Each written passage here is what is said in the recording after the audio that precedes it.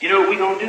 What the f*** you talking about, gun? What are you talking about? Is available by shuttle to Grand Central. Shut your candy ass up. Can't stop me. Authority bus terminal. Come on. Go f*** y'all niggas. You niggas think it's a game, huh? They got some f***ing joke? Ain't no fighting scenes like Man of Steel, bro. I ain't see it yet. Stand clear of the closing doors, In please. this particular list, right, Wayne came in at number 7. Now, for a lot of people, that would be like number 7. Number 7. Man, who the hell was before me? It must be wait. Real question, real quick. Was the list including like all hip hop like before and after as well? Yeah. So the list goes. I can deal with that. I can deal with that. You're right. What's going on, you bitch made ass niggas, you bitch made ass bitches, you real ass niggas, and you real ass bitches? We back in the motherfucking spot, cracking the 80s episode. What? Episode 50, bitch. Episode 5 to the Izzo, my nigga. Episode 50. Wow. When it's beef cocking and dumping, drama really mean Man, nothing. it's nothing for me. I drive by, blow your Blow brains your brains out. The No podcast, nigga. What's goody, man? We back, fellas. Episode 50 in the 50 ball. 50 ball. The 50 boy. Shout out to Detroit. Yeah. There you go. Watch it. Shout out to Detroit. Boys. Shout out to the best New York rap album in the past 20 years. Fucking Get Rich or Die fucking Trying. Probably ever. Best rap album ever? Yeah, I was gonna go with ever. Probably ever. Probably. I think it's debatable. You got Pac and Big album. We got Big first album. True. You got shit, I don't even know which Pac album. I would say All Eyes on Me. Yeah, All Eyes on Me. Probably All Eyes on Me. And you got Dre and Snoop. You got The Chronic. You know, he probably throw that in there. So it's probably a debate between them niggas. But yeah, for the most part. Hot take. The Chronic is good, but I'm not a big fan of The Chronic. I think it's just more. I feel what you're saying, but you got to think West Coast. deeper. You got to think deeper though. You got to think more culturally. You got to think about where everything kind of poured from, like where niggas pulled that inspiration from. It came from All Eyes on Me, probably the NWA album, and The Chronic. Yeah, no, you're right. I get the historical context of it, but Right. it just don't do it for me. Like, it's fire. Don't get me wrong. I'll bump shit off of there. I mean, don't get me wrong. I ain't discrediting that shit. It's just, it ain't one of them joints where I'ma just, let me throw on The Chronic today. Get rich. Throw that bitch on any time. But it might just be a cultural thing. I ain't from the West Coast, so that shit don't affect me that much, I guess. Nah, that shit affected me, nigga. Well, I mean, I caught on to it. Like, I caught on to The Chronic. No, I listened to The Chronic when I was a kid because I'm used to blast that shit. But The Chronic 2001, I caught on to it late. And as far as pop goes, my mother, I know the podcast, the Crack Rock La Familia knows that my mom, she didn't fuck with Pac. I lived in a no Pac household.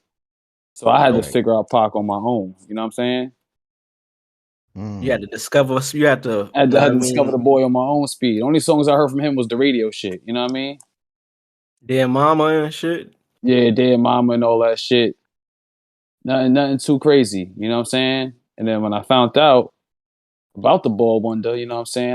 I was genuinely shocked. I'm like, nah, this nigga, you know, he had a lot of substance his first like 3 albums. Then he tried to sign to Death Row and kept talking about his enemies and Alizé. So, And some Hennessy. You know what I mean? Mm-hmm. But let me ask you. Before we move on right quick. In comparison, what you think hit harder? The Chronic or Chronic 2001? Say it again. I didn't hear the question. The OG Chronic. Yeah. Oh, OG Chronic? Yeah, OG Chronic. Definitely hits harder. It's way more organic. Yeah. Versus way more organic. Versus 2001. Can't be faded. I'm a nigga from the motherfucking street. Nah, I don't know. The Chronic, the OG Chronic, bro, is different, bro. But I'm not gonna lie to you. 2001, the Chronic 2001 had mad hits on that. Yeah, shit. it definitely did. But as far as a collective whole album, the Chronic OG is better. Yeah, it's probably yeah. I think I'm This with this you. is what I think about it. One, I was gonna say shout out to Dre for recreating that zigzag on the cover. I didn't realize that's what that was until I started smoking. Yeah, boy. That Yeah, the shit hard. chronic, right? Yeah, That shit legend. fire. Son. That nigga Some, Dre is a legend, son. somebody probably listening right now, like, yo, you didn't know that as soon as you see. No, I didn't know, nigga. I was a child. What the fuck? But what I was gonna say, Chronic versus 2001. The Chronic one is like, I'm hungry. I'm trying to get in this shit. You know what I mean? This is after NWA, so he trying to make a name for himself. Chronic 2001 was more produced, I believe, like production value, marketing quality behind it was a little heavier. He had Eminem on there. He was promoting his artists. So it was Bro. definitely like a step up from the first one, but I appreciate the first one more. So I could see Yeah. how that could get decided like that. You know what I mean? Yeah, you could kind of see obviously if you were on to the chronic, you could actually feel and hear the evolution from the chronic to the chronic 2001. So yeah, historically it's probably the chronic. Yeah, exactly. Most people are probably going to pick the because they're going to say, well, you can't get 2001 without the Chronic. So I get it. You know what I mean? Nah, Shout out to all of definitely, y'all. definitely, Shout out to bro, all of definitely, y'all. definitely. The Chronic OG R.I.P. is R.I.P. definitely Nate Dogg. something. R.I.P. Nate Dogg, Nate Dizzle. The Chronic is definitely something that was just like something that like when I first heard it, it was just like, yo, what the fuck is this shit right here? This is what these niggas was listening to back in the day, these lucky bastards. Yeah, bro, that's why, you know what I'm saying? Nigga, that's, some of my fashion, so how I dress, my style is a little, West Coast influence. Yeah. So I always fucked with their culture, man. They got a beautiful culture. Low Riders. Bruh. Ain't nothing but a G thing, baby. Yeah, bro, that album, bro, you gotta revisit that album. Yeah, you gotta revisit that, my nigga. Yeah, I'm gonna get into it. You know what I'm saying? I'm a, and like I said, I don't not like it. I fuck with it. It's just maybe you're right. Maybe let me listen to it again nowadays with a different perspective. And that was when I think that was when Snoop was writing Dre verses too. Yeah, it was. Snoop was smoking shit at that time. Yeah, Snoop was the hottest really nigga. goated, bro. He was really goated. That was Snoop Doggy Dogg, nigga. That wasn't just Snoop. Yeah, that was Snoop. That's like when Snoop was the hottest nigga on the planet. So when he was wearing blue flannels and Chuck Taylors. Sitting on the front of the bike and shit. Hair out. That was the Snoop from Baby Boy, nigga. That's the Snoop. That was Snoop Doggy Dogg. Man. Welcome back to the show, everybody. Welcome back. Hey! What up, y'all? Welcome back to the show. It's cracking the 80s. We back. Episode 50. Episode 50 ball, man. I can't believe it. We episode 50, fellas. 2 weeks away from the 1 year mark, man. 2 weeks away. It's crazy. It's insane. We're trying to get like virtual bitches to come for the 1 year anniversary. I don't know how we're gonna make that happen, but we're trying to get some virtual ass shaking going on the pod. Virtual ass shaking. You could bump your tits if you love Big Papa, if you love hip hop, if you love crack, you know what I mean? If you love crack in the 80s, do all that. Because being that we might be on YouTube Live, you can't have your tits out. So wear like a see-through bra or something like that. You know what I'm saying? We'll figure it out. Yeah, we'll figure it out. You know what I mean? We'll figure it out. Some shit with the production. Shout out to y'all though, man. All the crack rock La Familia. Shout out to y'all for listening with us this long. You know what I mean? If this is your first time, if this is your first episode, what's up? Hey, motherfuckers! Hey, what's goody? If it's your last time, Mars, please kick these niggas out of here, man. Let them know what they can do. Get the fuck up out of here, B. Alright, y'all niggas don't fuck with us no more. Then fuck y'all, burn in hell. Suck a dick, nigga. Stand clear of the closing doors, One more please. thing, though, regarding the bitches. How y'all niggas feel about AI bitches? I love me some robots, man. Shit, AI bitches. They got that ass. Yeah, we could get some AI bitches in here, man. Get a couple of Megans. Yeah, a couple of Make sure they all white too. Pissed off the black female community.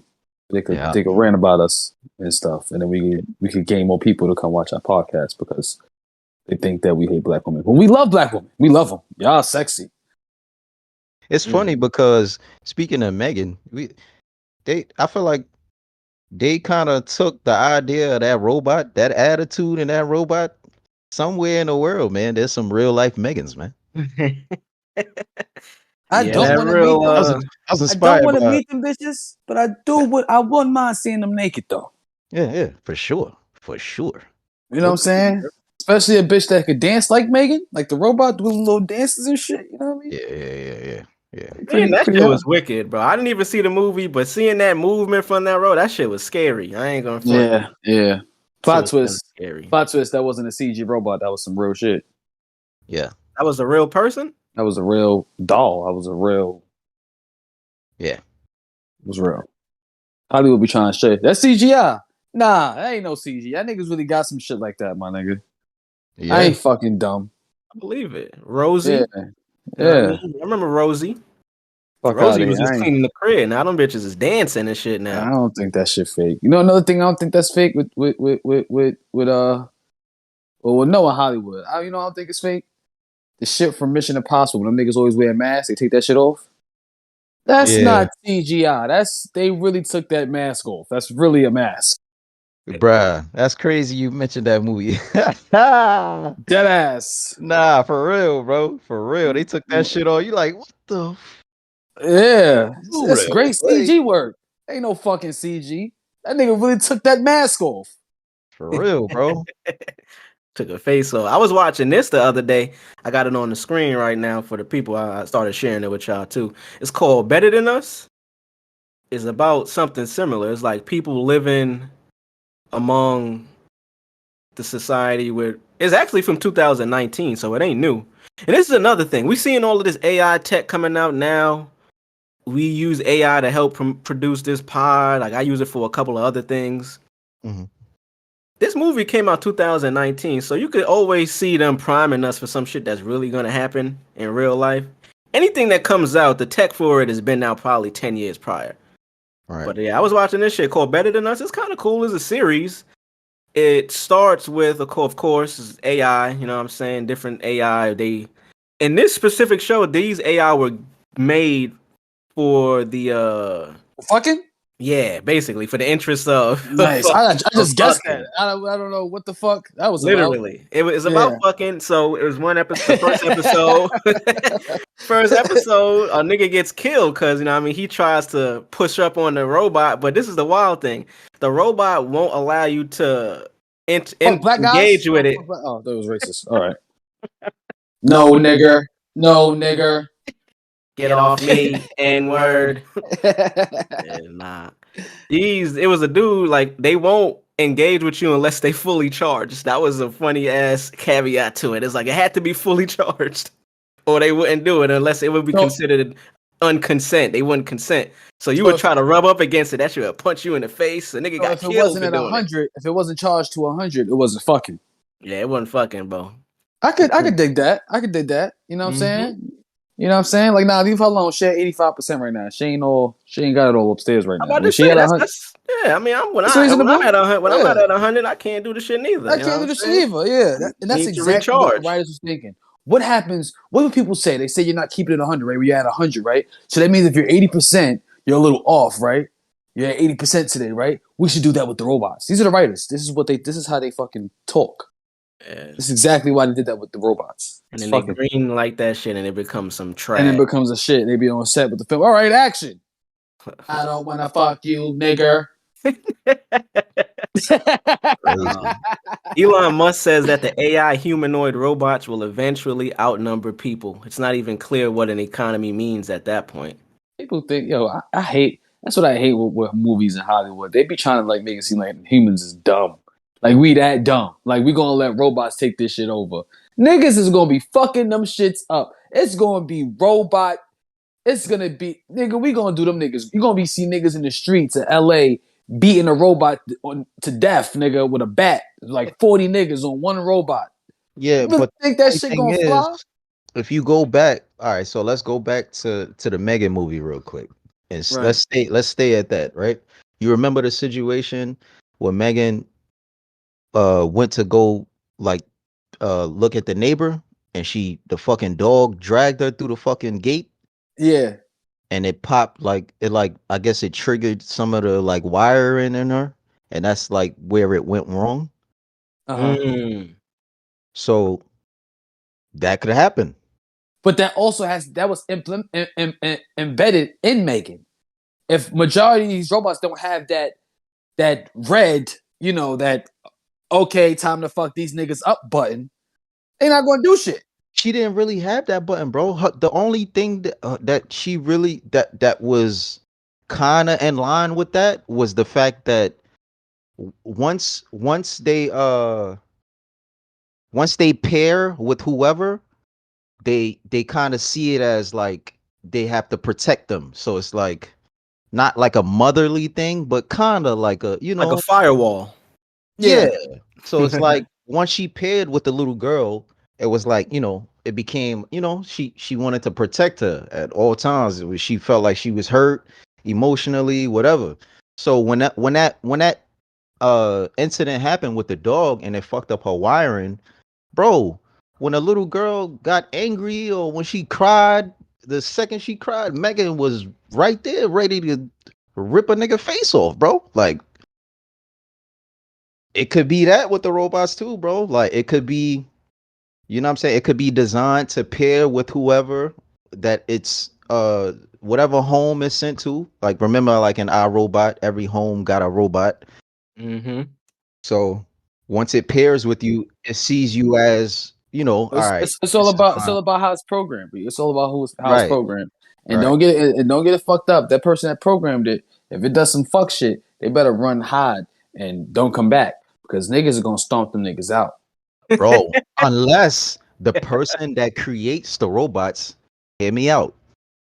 The person that creates the robots made it to the point where the robots recognize that him as God.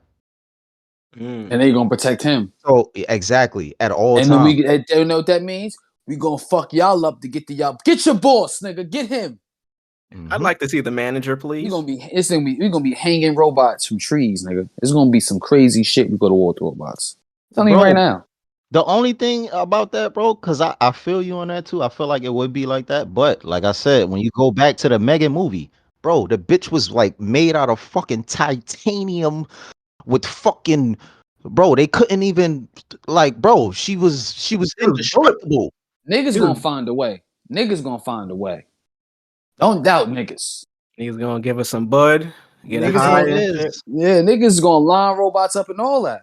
But the thing is, how many niggas would die before we figured that out? Hey, listen, there's always casualties of war, okay? There's always casualties of war. This has been going on since the dawn of time, okay? As long as we win, it don't fucking matter. This is not the movie. This is real shit. They're not gonna build it out of no titanium. They're gonna have a whole bunch of Wolverine robots running around here. Nah, that shit might be plastic. It's gonna say made in China, somewhere on that body part. Nah, but you gotta think about it though. If you making a fucking robot, there would be no way you could, bro. If you had an idea to make any type of robot, I'm not gonna make it plastic. You'd have to, you can't. It's impossible. You have to use some sort of steel that's like fucking hard to fucking that doesn't overheat, that can contain the heat from the shit running. I get you.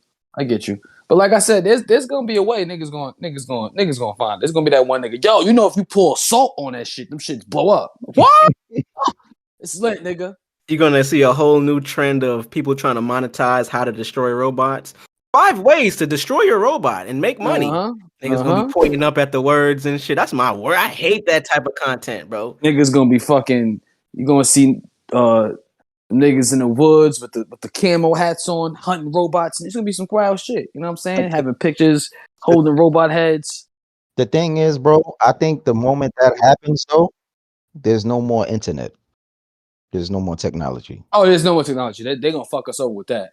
You motherfuckers want to play? No social media. Yeah, because remember what Megan was doing. Oh, she was tapping into everything. Go. Yeah, right. Even Ultron. Yep. Word. Tap right into your damn phone, boy. Start texting you. You thinking it's your girl. That's gonna be weird. That's gonna start the war. When them niggas say no social media for you niggas, it's on. What? Niggas popping out for that social Robot media. calling you the N-word is funny. Get back here, nigger. I just hawk you down, bro. Yo, imagine you try to go into the supermarket and there's a robot at the checkout. It's self-checkout, but there's a robot there watching you. You try to, you try to pocket some shit. You try to walk through the door, that shit you just get a tug on your back of your collar. Get back here, nigger. Got you hemmed up by your collar. You walking in the street and the robot bump you. Watch where you going, nigger. Yo, my nigga, watch it. Pop on it. Look, I eat those. That should fuck you up. I feel like once that happens, I eat those. I feel like once we in that direction, though, more than likely there would be robotic cops. Oh, no, I don't think the government gonna give us robotic cops now, bro. I mean, they think got about robotic it. cop dogs already. You got states and cities that's already preaching defund the police. You got to think about it. There's already a war on police as it is. Yeah, no. If they put nigga, I ain't gonna lie. If they give us robot cops, bro, nigga, we doomed. It's over. The world's over. They won. The government won. The government won. That's it. There's nothing you can do. They don't even care about your skin tone. And then they might have the racially motivated ones. Bruh. You know what I'm saying? Those ones, you gotta watch out for those niggas, because them niggas will kill every nigga around. You know how them cops be killing one nigga and there's a whole bunch of niggas recording them? They gonna kill all the niggas. Don't record me, niggers. And they gonna start blasting everybody. They're gonna fucking see you recording and snatch your phone like Travis Scott did. Or blow your phone up with their eyes. Oh, what the fuck? Yeah, bro. One of those, yeah. Send them niggas in the areas that we already know the areas the cops don't really like to go in. Freeze, nigger. They gonna be wildin'. Send them niggas right in them areas and they walk right through. Yep. Watch that shit clear out. Them niggas not gonna be scared of niggas from the hood, none of that. Them niggas gonna walk through the hood comfortable. They gonna run that shit. This our shit down, niggers. And it's going and you know what's so crazy? Being that they don't sleep, there's gonna be cops, robot cops parked in the middle of the hood all night. They don't fucking sleep. All night. Them niggas gonna be doing gravy. Them niggas gonna be outside, nigga, in the middle of the street, nigga, in the peas, nigga, all night watching niggas. What's good? No drug sales. Think about this shit, bro. Technology is already being basically, bro. We gonna be living like Pluto Nash in a little while, bro. It's gonna be like Pluto Nash out here, nigga. Bro, for real, bro. That shit crazy, my nigga. For real, not real shit. Son. Niggas You run a red light, niggas gonna find you, boy. The niggas might pop out from the traffic light. The traffic light might transform into a cop. Bruh. Nah, the traffic light standing up is crazy. Damn, yo. Or your car might stop. You run a red light, your car gonna stop immediately. Boop. Oh, what the fuck? And there's gonna be a nigga on the little camera in your car. We saw you, nigga. Oh my god, bro. Yo, I mean, a car and it's a new car. Yeah. Speaking about new cars, you see, Ford is trying to introduce self-driving car that is going to repossess itself. That was a good segue into that just now. Was that not? See, I'm kind of good, huh? See, I'm kind of good, bro. That boy good. I'm getting good at this podcasting thing. That was good. You podcast? Yeah, no, you be podcasting, bro. We be podcasting a little bit. Okay. Shit. Yeah, man. Ford are gonna have self-repossessing cars. So I mean, we already on that path, bro. Yeah. If niggas repossess my car, I'm gonna come back with the car. That nigga in the driver's seat. I'm in the driver's seat. What that niggas thought this was, nigga? Nah. Fuck out of here, nigga. I'm taking this shit back. Turn this shit off, nigga. That niggas is bugging. I told y'all niggas next week. Y'all niggas is bugging, bro. Put my shit back on. I ain't getting out the car, none of that. I'm staying right in the V. Pulling up at the Ford dealership in the driver's seat. You know what I mean? They waiting that shit pulling into the service area. They there like pumping music, blowing mad bud. Look, what y'all niggas thought? Y'all niggas thought y'all was going nah. It ain't the niggas at that car. It ain't the niggas. What y'all niggas thought this was, bro? Y'all gonna have to take it from me now. Y'all gonna have to take it from me now, nigga. Yeah. Nigga said it's here, but now you gotta get me out of this bitch. Then they gonna call the robot cops. Get out the car, nigga. Oh man. And fuck y'all niggas. Suck a dick. They gonna blow my shit up. Ford, so apparently the technology may also encourage payment by having the car disable features such as seat controls, GPS, or radio calls. Ford applies for patent that allows cars to self-repossess. That's so crazy, bro. Like, your car just drive away on you. Imagine you about to use it. Like, you about to go to the supermarket, you know what I mean? You got to go pick up some groceries. You got to run some errands. You go outside, you about to open the door. That shit just drive off on you. Like, yo, what? That's because niggas is popping on the tow truck drivers. Tow truck driver pull up, niggas works and nigga back out a gun. Leave my car there. Leave it right there. You bugging. Them tow truck drivers probably be going through it. They definitely do, my nigga. I feel for them. They got the toughest job. Like, I think besides like firefighters, police, nurses, you know what I'm saying? Traffic cops be getting traffic cops too. But tow truck drivers though, because you got to think about this shit, bro. They be taking cars from like killers. Yeah. And then people be going through shit. They fucked up financially. They want their car. They know if they were able to have the money for their car, they would pay for it. And they need their car to make moves, to make the money that they, you know what I'm saying? And you come take their shit, and then you taking their shit without knocking on their door. Yeah, you just stealing it. You just stealing it. Yeah, you just putting the shit. Like I can't imagine how the interview goes when you applying this shit. You in the interview, you in the training. They go, yeah, just go in them niggas parking lot, take their shit. Yeah, word, literally.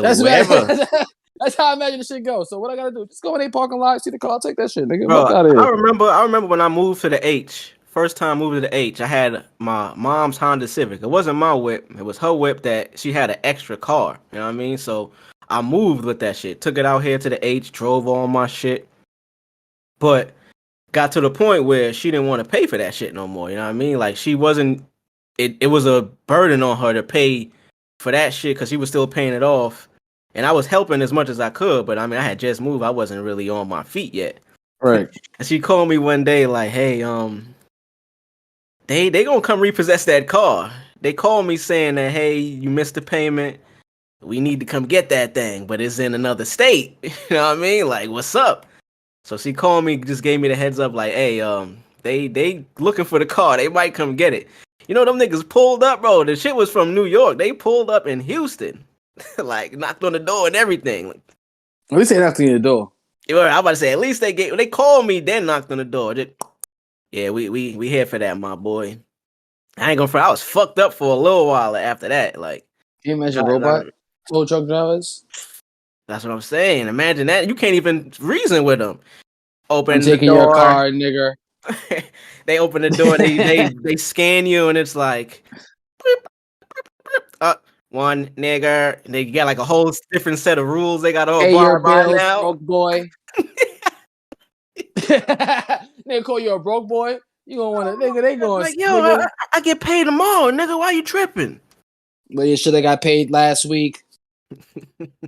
Niggas take your V. Oh, yeah, I'm definitely pulling up in the Ford dealership though. Inside the V, they repossess my shit with the car shit and all that. I'm definitely pulling up. Yeah, you can't even use your GPS.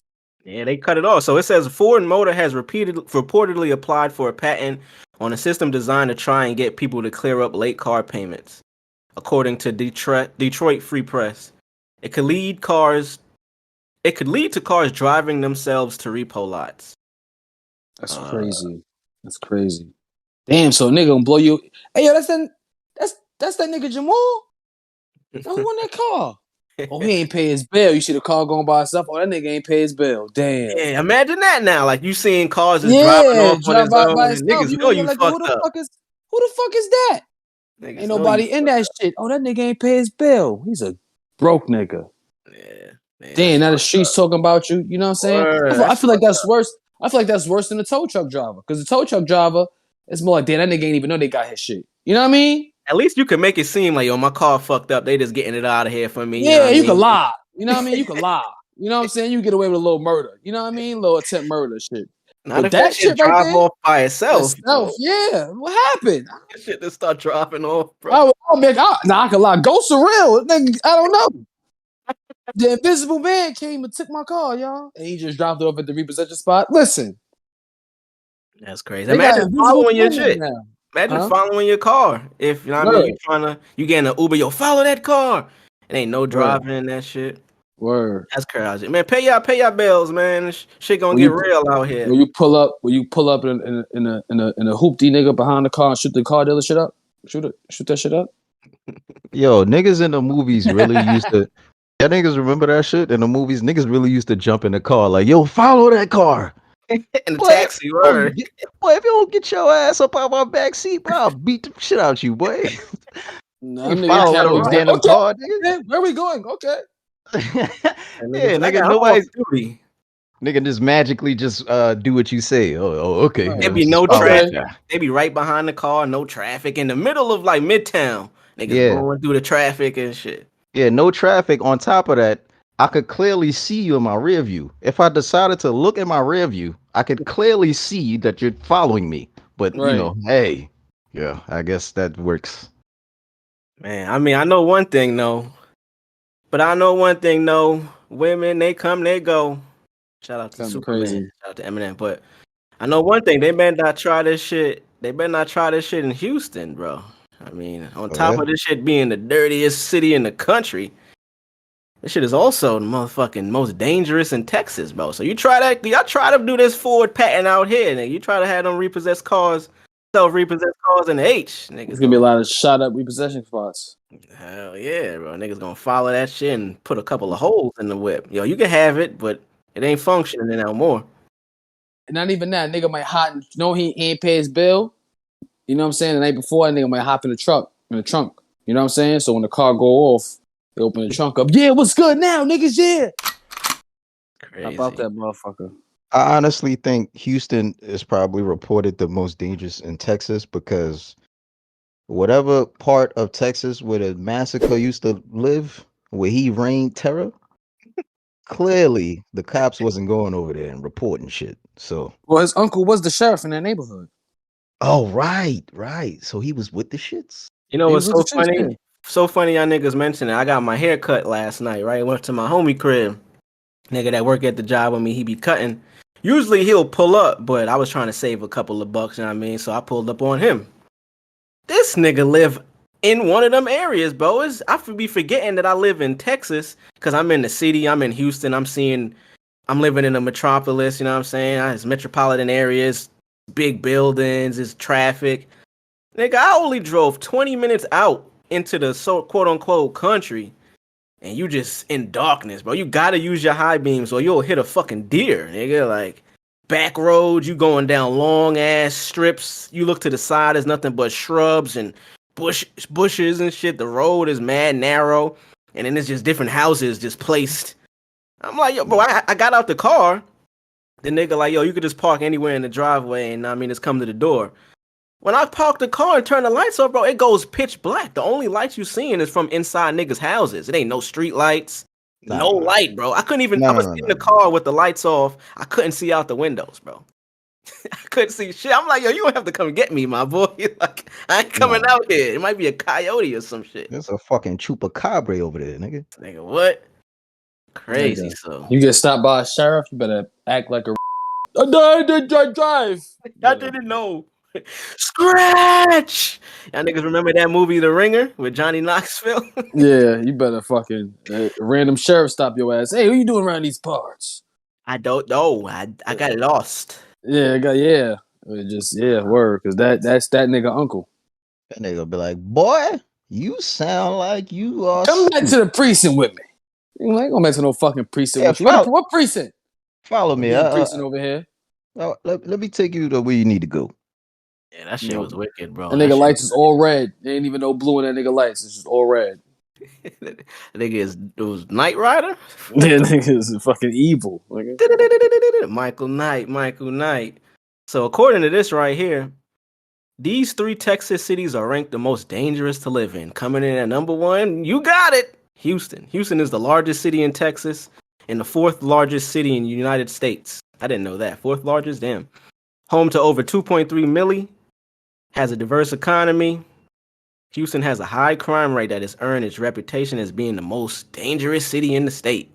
According to most recent crime statistics, Houston has a violent crime rate of 1,090 per 100,000 residents. That's over 10%, bro. This is significantly higher than the national average of 367 per 100,000. Damn. Niggas out here just doing crime, bro. I mean, I believe it, though. Like, in the areas where it's fucked up like that, I've been in more dangerous situations in my limited time in Houston than my entire life in New York, which is kind of crazy. Yeah. Hey, you want to go out and commit some crime? Hell yeah, nigga, strap up. It's because Wow. it's easier to get crazy out there. Like, you know what I'm saying? Yeah. Yeah, New York can play that shit. I'm gonna be Easier to honest get with you though. crazy. This could be just my opinion though, because I'm not from the town, but I think it's ranked. I think it's probably I'm a go ahead and say it's Houston, and then right after Houston is Dallas, because that's where the majority of black people reside in Texas. What do you know? Look, you're right. Dallas is the 9th largest city in the United States, 3rd Yeah, largest look in at that. Texas, and it's coming in at number 2. And that's sad to say, bro. That's sad to say, bro. That's awful. When you look at it like that, that shit is awful, bro. But it makes sense. And it makes sense that it's Texas too. You know what I mean? Like Texas runs its state different than every other state. And you Everywhere. gotta think, like, we got no state taxes here. I never looked into why it is, but I'm just assuming this is because it's just some Texas shit. They like, yo, we're not gonna do that here. Texas and Florida are like the only two that I know of. I'm pretty sure it might be a few more, but it's crazy that could just be like, yo, nah, that state tax shit, we not doing that over here. And it is okay. Like it just flies. And it's crazy because the landscape, well, I ain't gonna say of Texas in a whole, because I didn't been through the whole Texas, but Houston is beautiful. Word. Houston is beautiful, man. So, yeah, man, I don't know, man. That's kind of sad. Houston, we got to get our shit together, man. I'm a representative of Houston now. You know what I'm saying? I've been here long enough. New York nigga to the death, but I got Houston ties, so I value the city. Y'all niggas got to get y'all shit together, bro. I be asking niggas out here, like, yo, how y'all feel about this type of shit? Like, all this shit that be happening in Houston between, like, it might be like an artist or entertainer that get into some shit or some beef shit that's going on or something that might have happened in the H. I'm like, yo, as a nigga that's from the town, how does it, like, what do y'all think about this? Because niggas on the outside looking in is going to judge. I always want to know, like, when you live in here, what, like, does it even matter to you? Do you notice? And most people Right. would be like, yo, man, it's what it is. Like, it don't Right. really matter in the grand scheme of things. I think out there, everybody is kind of just in their own world, majority. Yeah, for the most part. Kind of almost like New York City in a way. Like New York City is kind of like that. Like everybody's kind of in their own world in a way. Main difference though is the size of this town. You know what I mean? New York, you could do that, but you'll still be able to run into random people. Texas, Yeah. if you don't want to see people, bro, you literally don't have to. Like where my son lived yesterday, Yeah. if he didn't want to see people ever, he could literally stay in that area, go to the supermarket, do what he got to do, and just never run into people. Shit, it sounded like even if he came outside, he wouldn't see people. I'm about to say word, nigga. His street, that I don't even know if he know who his neighbors are. That nigga lived in a barbarian block. Word, literally. That shit funny, man. Shout out to the H though. Shout out to Texas. Shout out to Texas, man. Yeah. Let's get into this Dreamville Fest lineup. Hey, Cause goddamn, that shit looks so crazy. I wish I was at that shit. I wish I would be able to go to that shit. I mean, it ain't off the table yet. That shit is April 1st and 2nd. They recently announced the lineup. Holy cow, is the lineup insane? Pull it up right here for the people. Out of this list here, obviously outside of the headliners J. Cole and Drake, who would y'all be interested in seeing on this list here? You know what I'm saying? You got Usher headlining the first day. Then damn. you got Lil Durk, Ari Lennox, City Girl, Sean Paul. Sean Paul being on there is fire, bro. I'm not gonna that's crazy. That sounds like a great concert. I think I'm gonna go ahead and say I kind of fuck with everybody for the most part. Word. That's fire Earth seeing Flocka up Gang, there. I don't fuck with Dirk, but that'll do. My nigga Jesse Flocka gonna Reyes. be there. That's fire. What the Yeah. fuck? Flocka. Of course we fuck with Boss. You know what I'm saying? Gotta fuck with a little bit of the Summer Walker. I don't know. Mario on there. Mario? What? The legend? You should let me love you. You got Glorilla on there, bro. This is a fire ass festival, man. I It's mean, nice, Key man. Glock, Sean Sir, Paul? Holy Shana shit. Paul. And then look who's the end. And Burner Boy, bro. Whole legend. Oh my god. Shout out to my nigga Key Glock. Oh my god, that nigga be dropping. That nigga be having some heat, boy. That glaucoma just dry. I ain't gonna front. Heard a couple of joints on there. That shit fire. That nigga beats. I don't know what the fuck, bro. That Memphis shit, bro. That nigga beats be hard, boy. I don't know Mhm. what the fuck the son be on, bro. Word. Fire. Jesse Shout out to Reyes. Love me some yeah. Jesse. Oh yeah, we love Jesse. Love me some Jesse. I don't really Kaz. know a couple of these names though. So Oh, Jordan my nigga, Ward. Sir, where Sir is up there. Jordan Ward. Shout out to Jordan Ward. Look how I come around though. So producer of the show, Mark. Shout out to Mark. Y'all probably gonna hear from him on that 1 year anniversary show. You know what I mean? We're gonna have some special guests. He might be one of them. But he was actually at the JID and Smino show last night. You know what I mean? They was in the city. And Jordan Ward, I didn't know about bro until then. He's actually opening up for JID and Smino. So it fits this show because he's one of them rappers. You know what I mean? Like that style of rap, JID, Cole. You know that I don't even know what you can consider that type of rap. But wait, where the fuck is Smino at? So Smino not on this.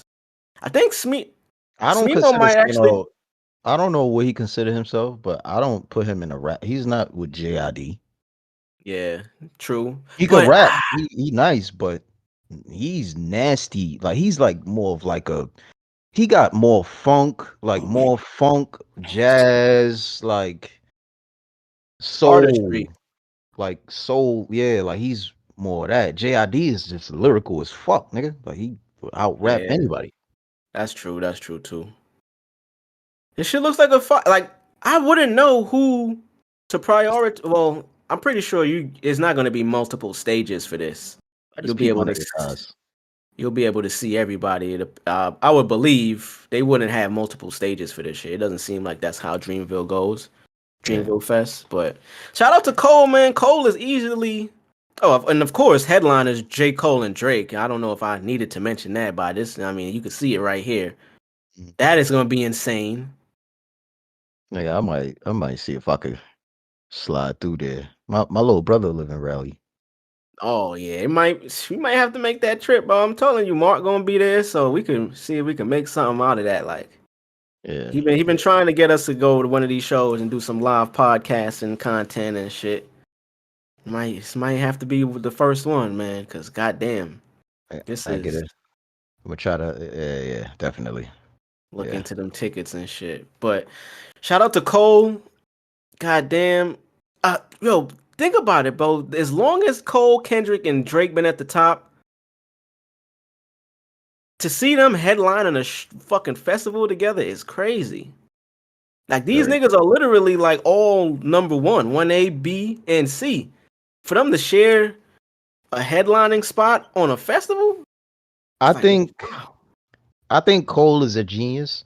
I think Drake is a genius too, obviously. But I think Cole, he's not really recognized for his genius. The nigga, he set this whole shit up, bro. He purposely, saved ties with him and Drizzy. Bro, you gotta remember, like, they kind of came in not in the same era, but like around the same era, kind of. So Drizzy already had the spot, kinda. And Cole was kind of like they tried to embed like the take that spot. Yeah. Like Cole to take that spot, like as hip-hop opposed to share the spot or or whatever. So he saved face, bro. I mean, I understand rap is a competition and like we all probably would have loved seeing them niggas go at each other, but them shit like that don't really always pan out the way. Let me pause you real quick, not to cut you off. Because I think the more hip hop ages and rap ages, is it a competition thing anymore?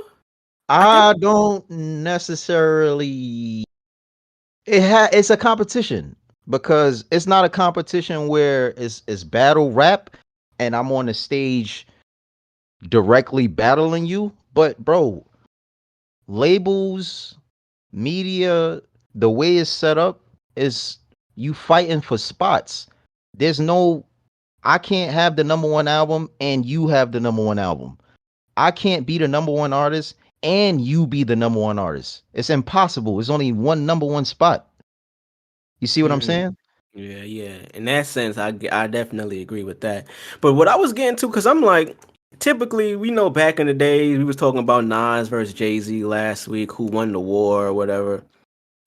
That was just specifically focused on lyrics and rap ability back then. And that's what the fans and the listeners were actually basing it off of. You know what I mean? That type of competition, 50 versus Kanye. Yeah. Yeah. Nowadays, with all this, because I agree with the label and it's still that though here and there, bro. You can't we can't really say that's completely been gone. Like, bro, like I don't if you see want it. to talk about the Drake, you got the Drake. Like he got into a few of those. You know what I'm saying? You got if you want to talk about what the Cole got into it, what Wale a little bit. They had their little like back and forth a little bit. It wasn't like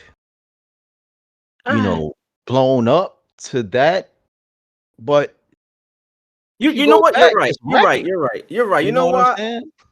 I'm getting too caught up in the ignorance and bullshit about hip hop. The shit that was considered competition before, which was eventually leading to violence.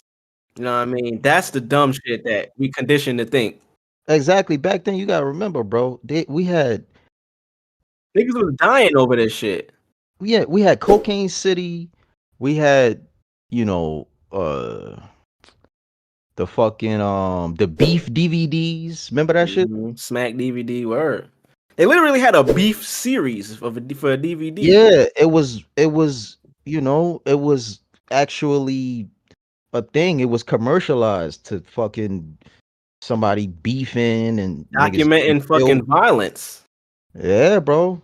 Come on, You man. gotta think about it. We come from the era they had Feds magazine and shit. Yeah. The magazine was dedicated to seeing niggas that was in the streets go to jail. Yeah, bro. Kind of crazy. But shout out to Drake. Shout out to J. Cole. Yeah, man. That festival is gonna be insane, man. Hey, God man, damn. I hope, man. I hope I could get a ticket, man. Yeah, I'm about to say, because I didn't look it up recently. I don't know if they still on sale or if they still available, but Yeah. I'm gonna definitely look into that shit right after this. But off of Drake, you know what I mean? Staying in that camp, staying in that family. Lil Weezy, Lil Wayne, Weezy. Wayne had an interview recently with, I believe, Zane Lowe. I believe he had an interview with Zane Lowe recently. You know, Zane Lowe is going to be that guy that gives you the soft hitting questions. He ain't going to really challenge you or ask you anything that's going to break the internet or, you know what I mean, be controversial. He really is just there to big you up. That's his position when he's interviewing. But it came out recently, you know, Billboard put out their top 50 rappers, I believe, of all time list. I didn't really care to look into it because it's like, who the fuck is Billboard to be naming top rappers? But Lil Wayne came in at number 7 on there. Jay-Z came in at 1. Actually, let me pull up the actual top 5. Billboard, top 5. But speaking about that, Wayne was, I think he actually figured out live on the interview that he was number 7. You know, Zane Lowe told him, like, yeah, you came in at number 7. These are the people that were in front of you. And Wayne was like, well, I came in at what? Like, number 7? And then he was like, okay, is this a list from right now or all time? You know what I'm saying? Is this like an all-time list or right now? And they basically let him know, no, you got Jay on there, Kendrick, Nas, Tupac, Eminem, Big, and then you came in at 7. And he was like, I can see how they did that. But if you leave it to me, nigga, I'm number 1. Like, I'm telling you, I'm number 1. Everybody whose names you name, they cool, but I'm number 1, fam. So I really just wanted to get into Wayne's position in rap nowadays. You know what I'm saying? What were you about to say? What was 1 to 7? So I got it right here. Number 1, Hove. Number 2, Kendrick. Number 3, Nasty Nas. Mm. 4 Tupac, 5 Eminem, 6 Big. Mm? Eminem before Big is crazy. 7 is Lil Wayne. All of them before Big is crazy. What are we doing? What are we doing? But all right, keep going. And then 8 is Drake. Drake is right after Wayne. Okay. Yeah, that list is very debatable. This list is a bullshit list. Like if you From look at the 1 to rest of the 6. names on here is insane. Like Yeah, the order that they have them in. yeah, that's They why. got Jadakiss at 46. Top 5 Dead or Alive, and that's just off one LP. You know what I mean? Rick Ross at 50. I think we talked about a couple of these early on in the pop, but back to Lil Wayne. You know what I mean? Lil Wayne. I wouldn't be surprised. I thought Lil Wayne would have been on this Dreamville Fest tour because we've been seeing Wayne, pop up at the festivals recently. Right. But what do y'all think? What do y'all think about Wayne being number 7 and just the rest of the list? I think Wayne being 7 is kind of bullshit. With the I know list of he, people in front of him?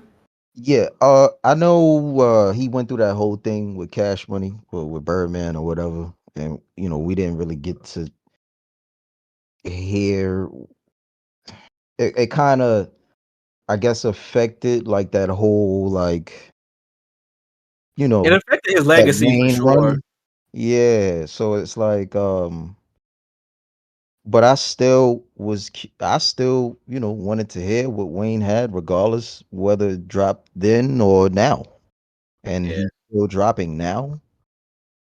Uh, The newest shit he dropped with Swizzy and on the DMX sample on the hook, that shit fire, bro.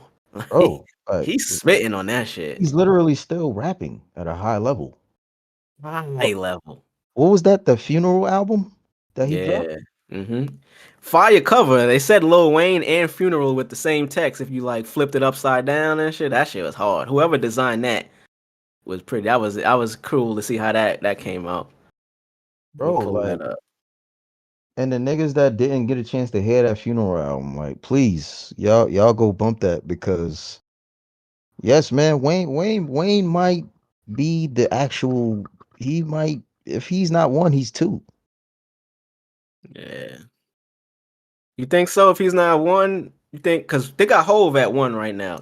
Bro, you got to think about when Wayne started, right? Like what era Wayne was in. He True. was in the Hot Boy era. He was in every era of hip hop. Yes, Well, outside of the inception at the beginning and shit. bro. If that Cash Money situation didn't happen, Wayne, we literally had Wayne since the fucking Hot Boy era. Yeah, that's true. When you think about it like that, that is insane. And From niggas how still long? can't rap with him.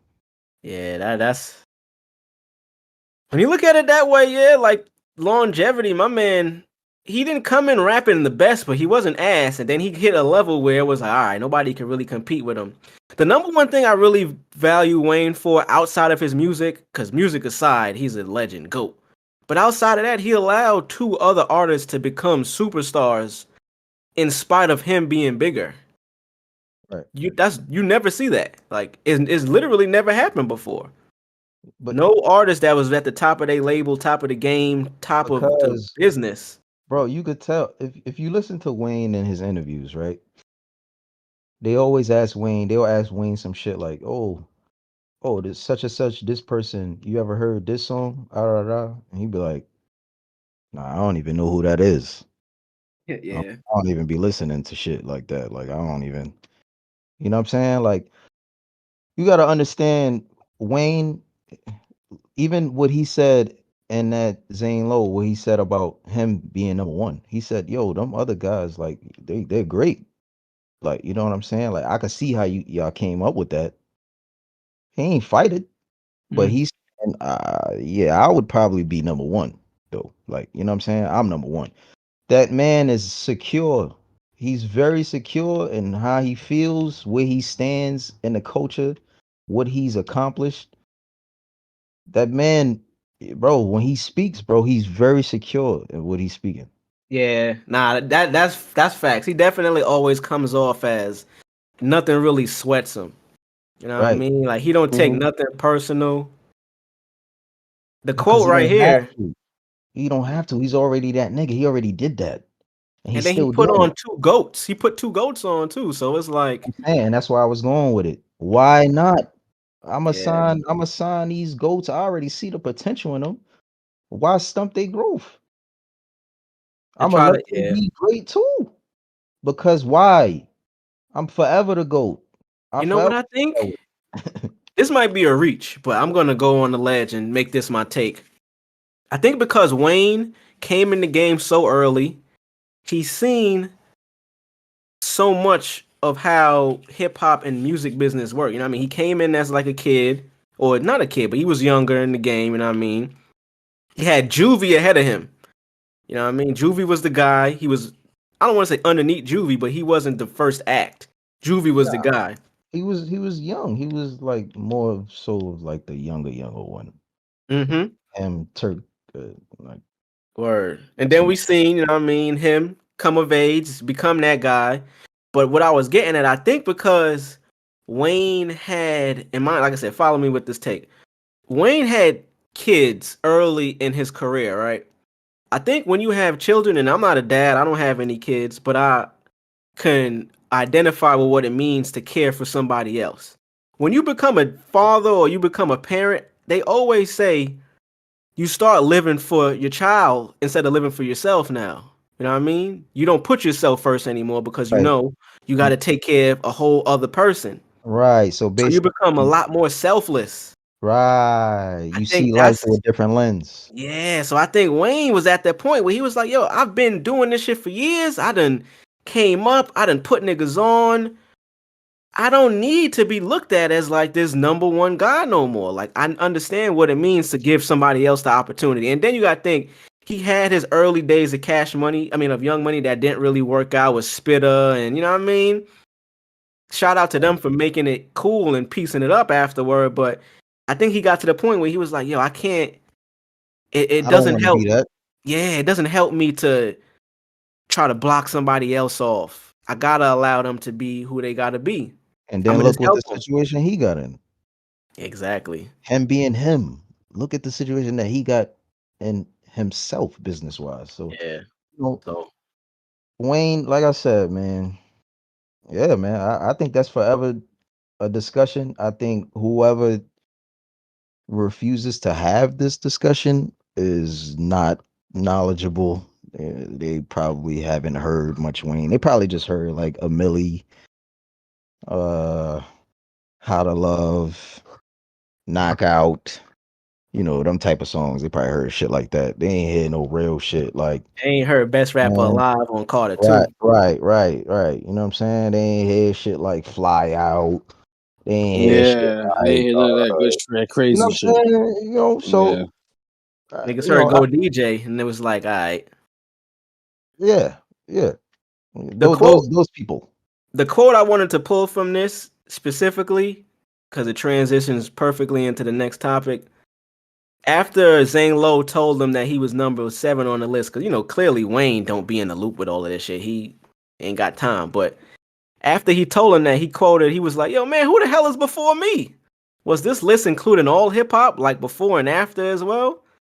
And then Lowe let him know, yeah. He was like, all right, I could deal with that. But I will tell you that I'm motherfucking one. Everybody whose names you name, they also know I'm number 1. Go ask them. They know what it is. And that led to him saying, yo, no offense to Jay, but I'm better. I Man, mean, that was the topic, man. That was the conversation. man, Jay had a legendary verse on that God Did, right? He had a legendary verse, right? But yeah, Wayne was on there But it too, was though. like 30, 35, 40, 60 bars probably. Yeah. It was set up for him Wayne to do had that. Wayne had a easy 16, maybe 20 bars. You want to know why I think he said that? What? I feel like Hov might have told him that he was better than him. He Ho, Hove might To have. say that Hove said that Wayne was better than him. I thought they had a conversation and Hove said that he was better because the confidence of that statement that he said, Yeah, it had to come from Hove's mouth. yeah, Mm. yeah. I'm with you. Like Hove might have said that. And Hove probably told him that. Hove probably told him that in the era when they did the Hey Mr. Carter shit, nigga. Yeah. Think about how early that was, like when that was. Hey, I, Mr. I don't think he told him Carter. that then. He might have told him that now. It's like, Hove is, he's probably going back to old music, listening to shit. He's probably like, yo, this nigga Wayne was ridiculous. No, He's better than me. no, I don't mean. Yeah, yeah. I don't mean. I don't. I don't. I wasn't saying he specifically said he was better than him at that time, but I'm pretty sure Hove told him he was the GOAT at the Yeah. moment. Yeah. Yeah, shout out to hip hop, man. 50 years old this year. Wow. Shit raised a fucking generation of people. And I Hip hop. honestly feel like Drake really feels that way. I About don't. Wayne being number one. Yeah. Yeah. Oh, him and Nicki, they live by that shit. Not just because of what Wayne, him founding them and what him, being able to give them that platform and that opportunity, but nah, man. They really I think believe them in niggas that shit. genuinely believe that, bro. I think it might have been a thing where, of course, first he signed them and they was like, yo, we riding with you. But then they might have been around him, seen his worth ethic, seen him record his process. All of that matters. Yes, that was it. I Well, you knew gotta think about Wayne. it. Good. No, I was gonna say, I knew Wayne was the GOAT when he told niggas that Birdman was his daddy, and then flipped it and said, "Hello, hip hop, I'm home. It's your daddy." I said, this nigga is the best ever to do it. It's crazy. Damn right, I kissed I my kiss daddy. my daddy.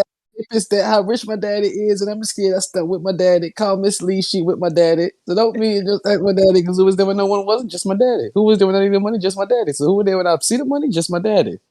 Mm, Who said that I'll be the one? Just my daddy. Hello, hip hop. I'm home. It's your daddy. it's your daddy. Oh my God. That Weezy, is this that nigga is crazy. When I spitting. say what? And let's really talk about it though, cause When I say keys, I don't mean the caddy. I mean these nuts. Oh, that freestyle. But you I know had what, to. Wayne ain't got no substance though. yeah, these dickhead niggas. Yo, when Nikki first came in the game, right? When Nikki first came in the game, she was spitting like I don't want to say this, but she was spitting like a Say that shit, man. more like a Kim, like a baby Kim, like a Oh, you know what I'm saying? She kind of speak had on it. that in her, right? Speak on it, my brother. When she got with Wayne, what was the tape that she sold a million on? Beam Me Up, Scotty? Yep. What was her cadences and flows when she got with Wayne? Very Wayne-esque. When Drizzy did So Far Gone, right? When he did So Far Gone Over, that was when he was fucking with Wayne and they was doing ignorant shit and Mm-hmm. all that other shit. Whenever Uptown. Drizzy was doing a song with Wayne, what cadences it sound like Drizzy was in?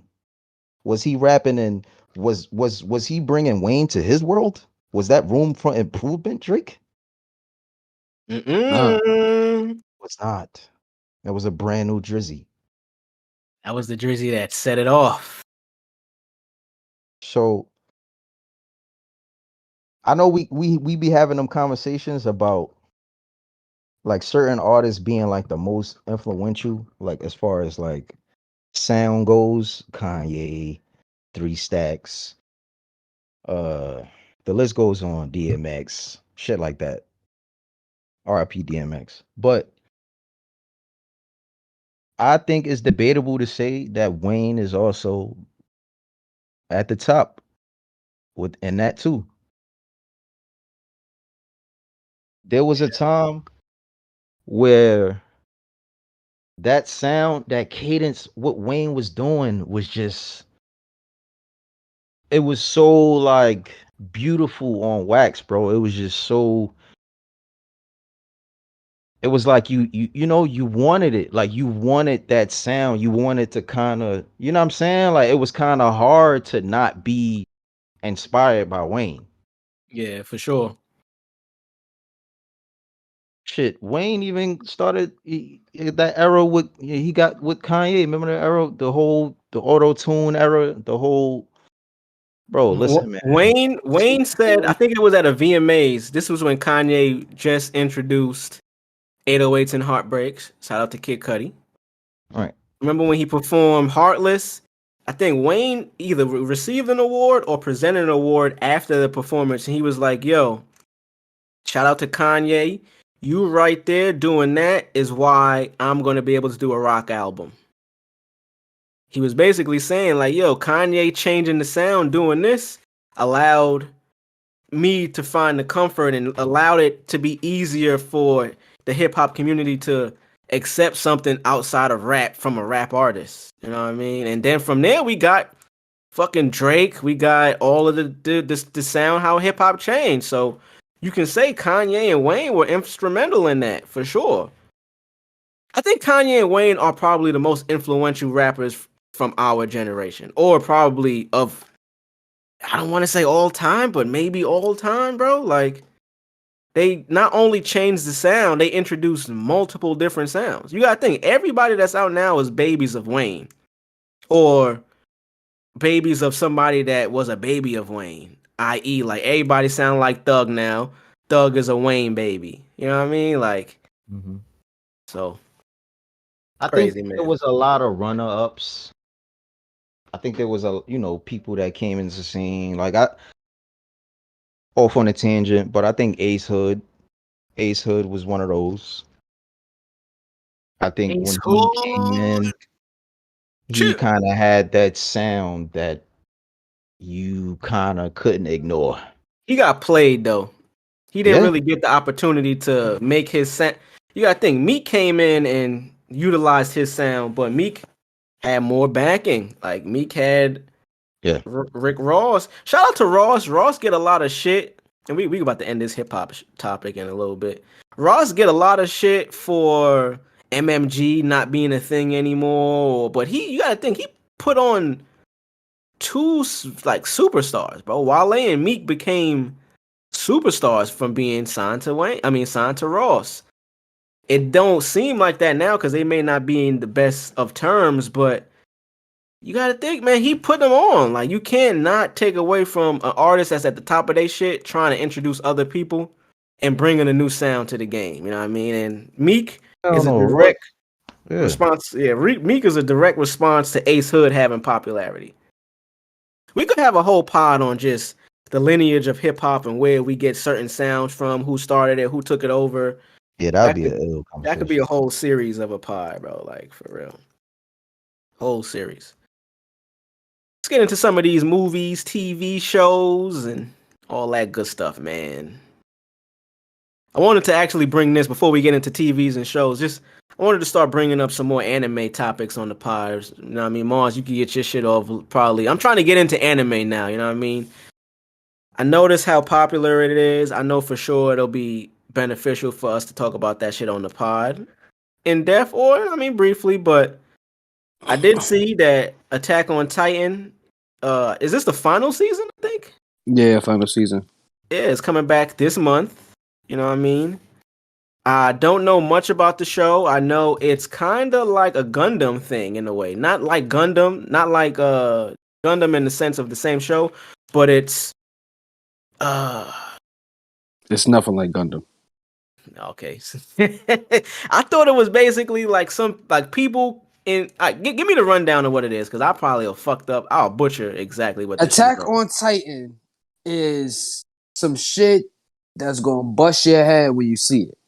That's all I can say about it. I can't. Does really it have to do with people controlling like bigger people? Yes, yes, it is, but it's not.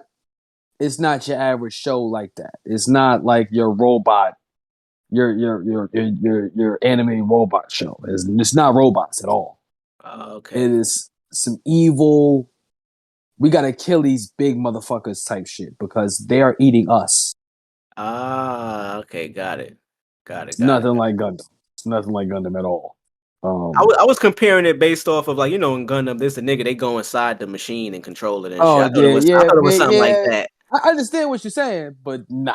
Man, but nah, still nah. It's not. Attack on Titan. The first episode alone, the first 10 minutes of the episode was gonna bust your fucking head. It's one of those episode 1 is gonna bust your fucking head. And the fact that you're lucky you've never seen it before. I kind of envy you, but it's one of those shows that's like, yo, this shit is wild. What the fuck? Yeah, I'm getting into anime, man. The sense of horror and terror is just like the best way to describe that show. The action is amazing. They have some beautiful set pieces. I'm about to say anime, that's the one thing that made me want to get into it, just because I've always fucked with comic books, illustration, you know what I mean? Shit like that. So, alright, so Attack on Titan, I'm probably fuck with that. But I told you Jujutsu Kaisen. I was gonna say Jujutsu Kaisen season 2 premiered in July. Jujutsu Kaisen is arguably, to me, on the epic scale of Dragon Ball.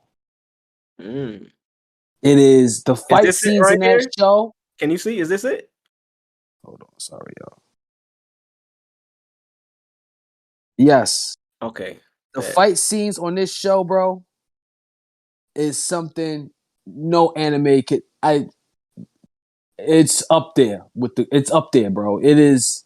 The storyline is fire, but the action set pieces, my God, bro, I be in here floored. I love Jujutsu Kaisen, and I slept on it for a while. When I watched it, I said, "This shit is one of the greatest animes ever made." Off one season. I'm about to say this is only one season out right now. It's better than Demon. It's actually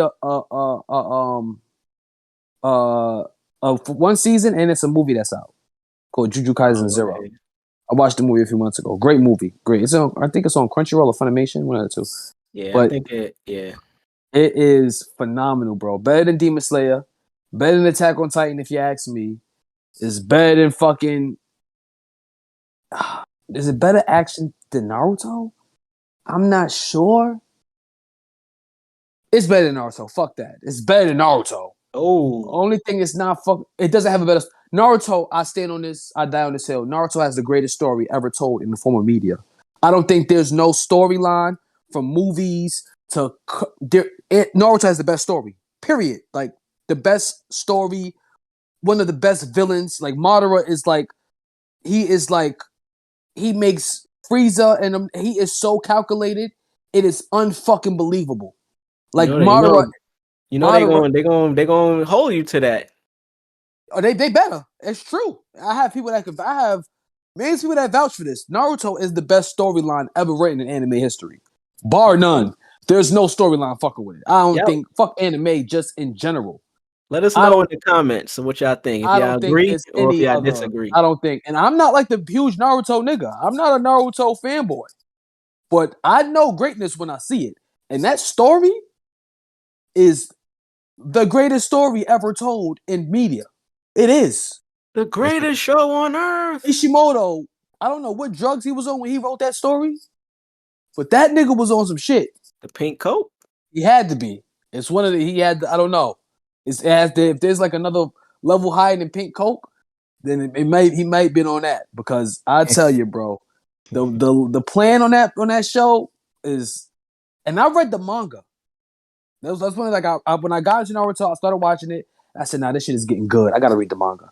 I read the manga, and goddamn, like I was like, "What the fuck? This shit is fucking amazing." What is this? What the fuck, bro? What the fuck? And and it ended in 2013. The manga, I think 2013, 2014, and we didn't get the ending of the show until. And mind you, the last arc of the show is titled "The Great Fourth Ninja War." Right, there was 4 Great Ninja Wars, and the 4th one was the last arc. We didn't live through. The show didn't cover. The show covers the first 3, but in like flashbacks, and you heard about it. But and in the 4th one, when it hit, when one of the villains go, "I announced the 4th Great Ninja War," and you kind of like realize, oh shit, because you heard about the past Ninja Wars and how crazy shit got. You understand what I'm saying? So like to witness it in that last arc, and Funimation, fucking Toei Animation stretched that fourth arc, that fourth war out for like 4 or 5 years. Like it's that good. Like we have to stretch this shit. We can't give everybody this whole shit at one time. I feel like the ending was a little flat. It fell a little flat. The final like villain, because there's like villains on villains on villains that just pop up. Oh shit! And it all makes sense. Don't get me wrong, but I kind of feel like it should have ended with Madara. It didn't end with Madara. It got a little spacey. It turned into space after the last part. Literally, it talked about aliens and how that's where they got their chakra from and shit like that. From aliens. Which was dope. I like the concept. But I feel like they should have waited on that until Boruto. Boruto was the show that is the sequel to Naruto about his son. And, kind of in the future, Naruto was the Hokage now. He runs shit. He's the big homie, da-da-da-da-da-da. But I feel like if they would have waited to explore that spaceship with Boruto, it would have kind of got us interested more. But being that Kishimoto blew his whole shotgun in Naruto and gave us like pieces of bullshit in Boruto, kind of killed that show. I mean, the show, people say that the show was good, but I'm not falling for it. You won't. Sasuke was fighting a dinosaur. It lost me when I saw that. But yeah, I just went on a whole Naruto run. But yeah. Jujutsu Kaisen though is peak anime. That's anime. Like that's like peak. There's nothing fucking with that. Yeah, see, I'm gonna fuck with it. I see, cause you put me on, and I see it's coming back in July, season 2. So I'm trying to get into one of them. I'm gonna definitely do that. I see Demon Slayer as well. Demon Slayer is good. Demon Slayer is great. Yeah, Demon Slayer is alright. It's good. It's amazing. The fight scenes is epic. The storyline is fire, but it suffers. This is what, and it's written by a chick. A chick made this, and that's when I realized, oh, it is made by a girl. There's a lot of talking in the fights. Okay, now I'm a Dragon Ball Z fan. Dragon Ball. No, you see, with Dragon Ball, there's talking, but there's shit talking. Right? I think we all can agree on that. They're talking during the fights, but it's shit talking. You pussy. No, you're pussy. I'm stronger than you. I'm gonna fuck you up. I'm gonna kill your fat. You know what I'm saying? It's power is unmatched. Yes, it's those. It's shocking shit. That's right, nigga. Talk to him. Fuck him up. Right, but Demon Slayer. It depends though. It depends on what Demon Slayer. They're talking bullshit though. It was bullshit, but it was still tough talking. Yeah, I feel what you're saying though. Demon Slayer, they're talking, but it's like it's emotion. I don't want to do this. And Tanjiro's so scared. I didn't even notice that. I'm so scared. I'm so scared. I don't know if I can do this. My body hurts. And the demon's like, I'm evil. Then you hear about the demon's backstory. I'm evil. I sucked his blood. I killed my mother. I killed my father. I don't give a fuck. PTSD. I'm anxious. I'm a demon. I'm a demon. But you got to think, like, she did it that. This is my opinion though. I feel like she did it that way because I didn't notice that because I watched a few episodes and shit. I didn't really notice that until you said it. I feel like she did that because when they're fighting, all right, so when they get into these fights, it's amazing. It's amazing, bro. But like, we don't get the backstory on them before they get in the fights. Like, you know what I'm saying? Like, it's not like we get any type of, So like, I feel like she kind of say, and it might be shit because of that. Like, it makes the fight scene hit harder. Like the final fight scene that they had. I don't know if you seen that episode when you remember the ninja nigga that Tanjiro and them niggas linked up with. They was fighting they was fighting in the what's it called? Something district arc where they fought the brother and the sister. And the ninja, you ain't see that? Oh, that fight scene was amazing. Fight scene was beautiful. Beautiful.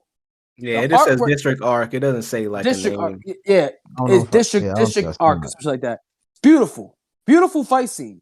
But the talking build that they talked for like 2 episodes, bro. I was like, what the fuck is this shit, man? It's so funny. I looked it up. The first thing that people ask is Demon Slayer created by a girl? That's so funny. Yeah, that's because it's crazy. emotional. So, another good anime I recommend you to watch.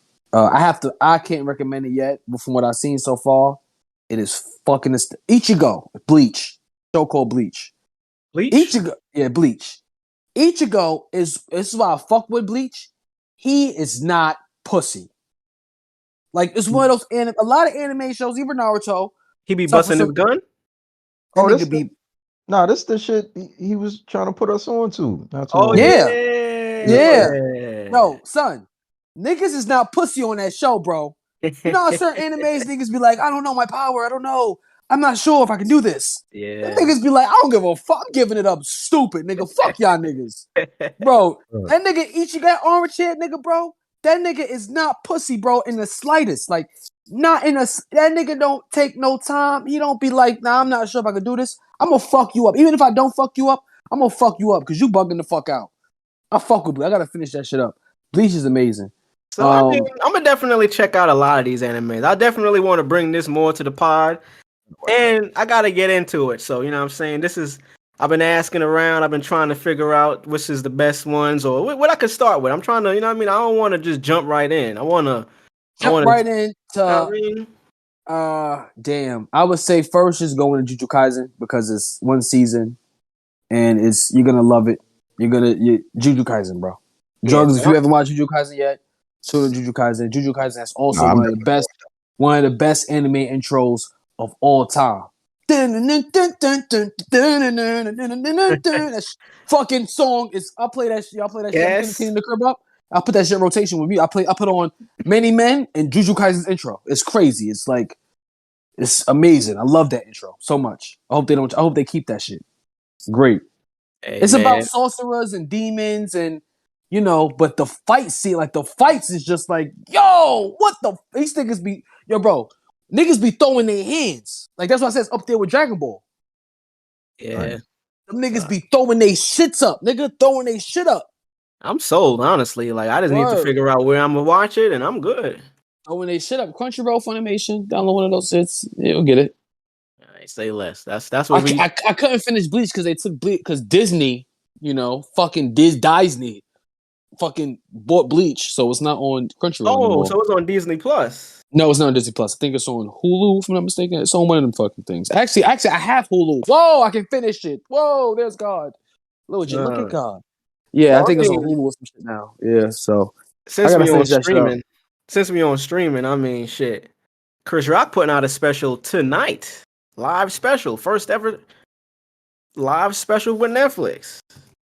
And this is, this is his first special back since the what they're referring to as the slap. Yeah, that's crazy though. The slap.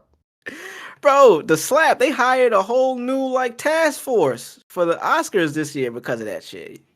I know y'all heard about that. Somebody brought it up. I don't know. I can forget where I was on YouTube. Somebody was talking about it. I'm like, yo, this is a topic?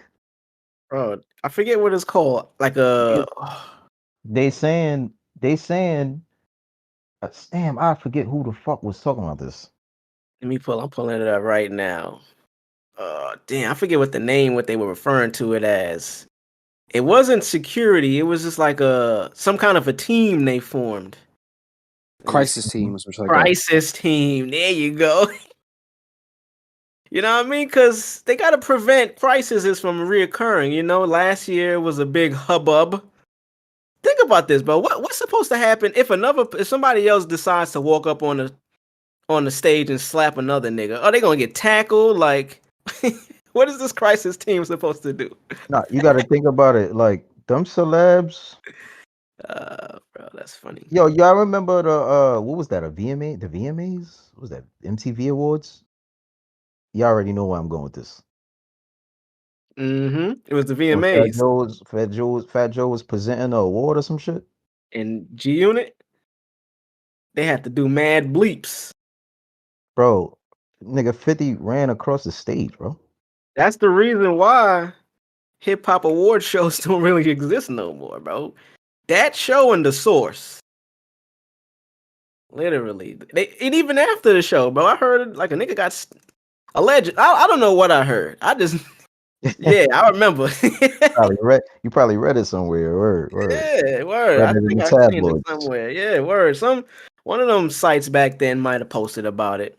Something went down, but yeah, I remember. So Yeah, apparently, man. the Oscars don't want to see that occur, so they hired a crisis team this time. But I'm just thinking, man, what does that entail? Is it like one guy on the side of the stage to keep an eye out, extra security? Are they gonna have people walking through the crowd? Like, you know what I mean? It's just funny. But Chris Rock is set to make Netflix history tonight. When y'all listening, it'll be out, or whenever you hear this, it's going to be out already. Hopefully, you checked it out. Chris Rock's Selective Outrage, the first ever live global streaming event for Netflix. This is the first time he's taken the stage to do stand up after that incident, the slap. The performance will mark Rock's sixth stand up special and his second for Netflix after his 2018 Tambourine. I got a feeling that shit gonna be mad funny. Bro, same. Tambourine was cool too. I fuck with Tambourine. It got a lot of like people shitted on it in the media, but I fucked with it. That was around the time where people were trying to say, "Yo, Chris Rock isn't funny," or Chris Rock makes. And this is another topic that gets recycled. Chris Rock only makes comedy for white people. It was a bunch of dumb shit people were saying. Like this isn't the same guy that made Bigger and Blacker. Like. We've seen it on Same Twitter, reason right? back then. Twitter, blogs, comments, dumb shit. And you gotta understand too, Twitter ain't a real place, so that also goes to it. But this special, I'm excited for this shit, man. Chris Rock, one of them guys. Oh, apparently there's a pre-show as well. Deion Cole, Leslie Jones, Arsenio Hall, Ronnie Chang's supposed to be hosting. They got some people on here. Amy, I ain't even gonna say her. Cedric the Entertainer, Ice-T, Jerry Seinfeld, Kevin Hart, Matthew McConaughey, and Paul McCartney.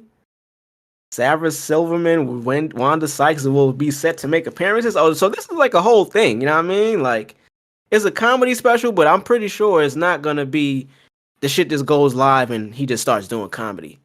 This is a show. The pre-show starts at 9:30. Rock goes live at 10 p.m. Eastern.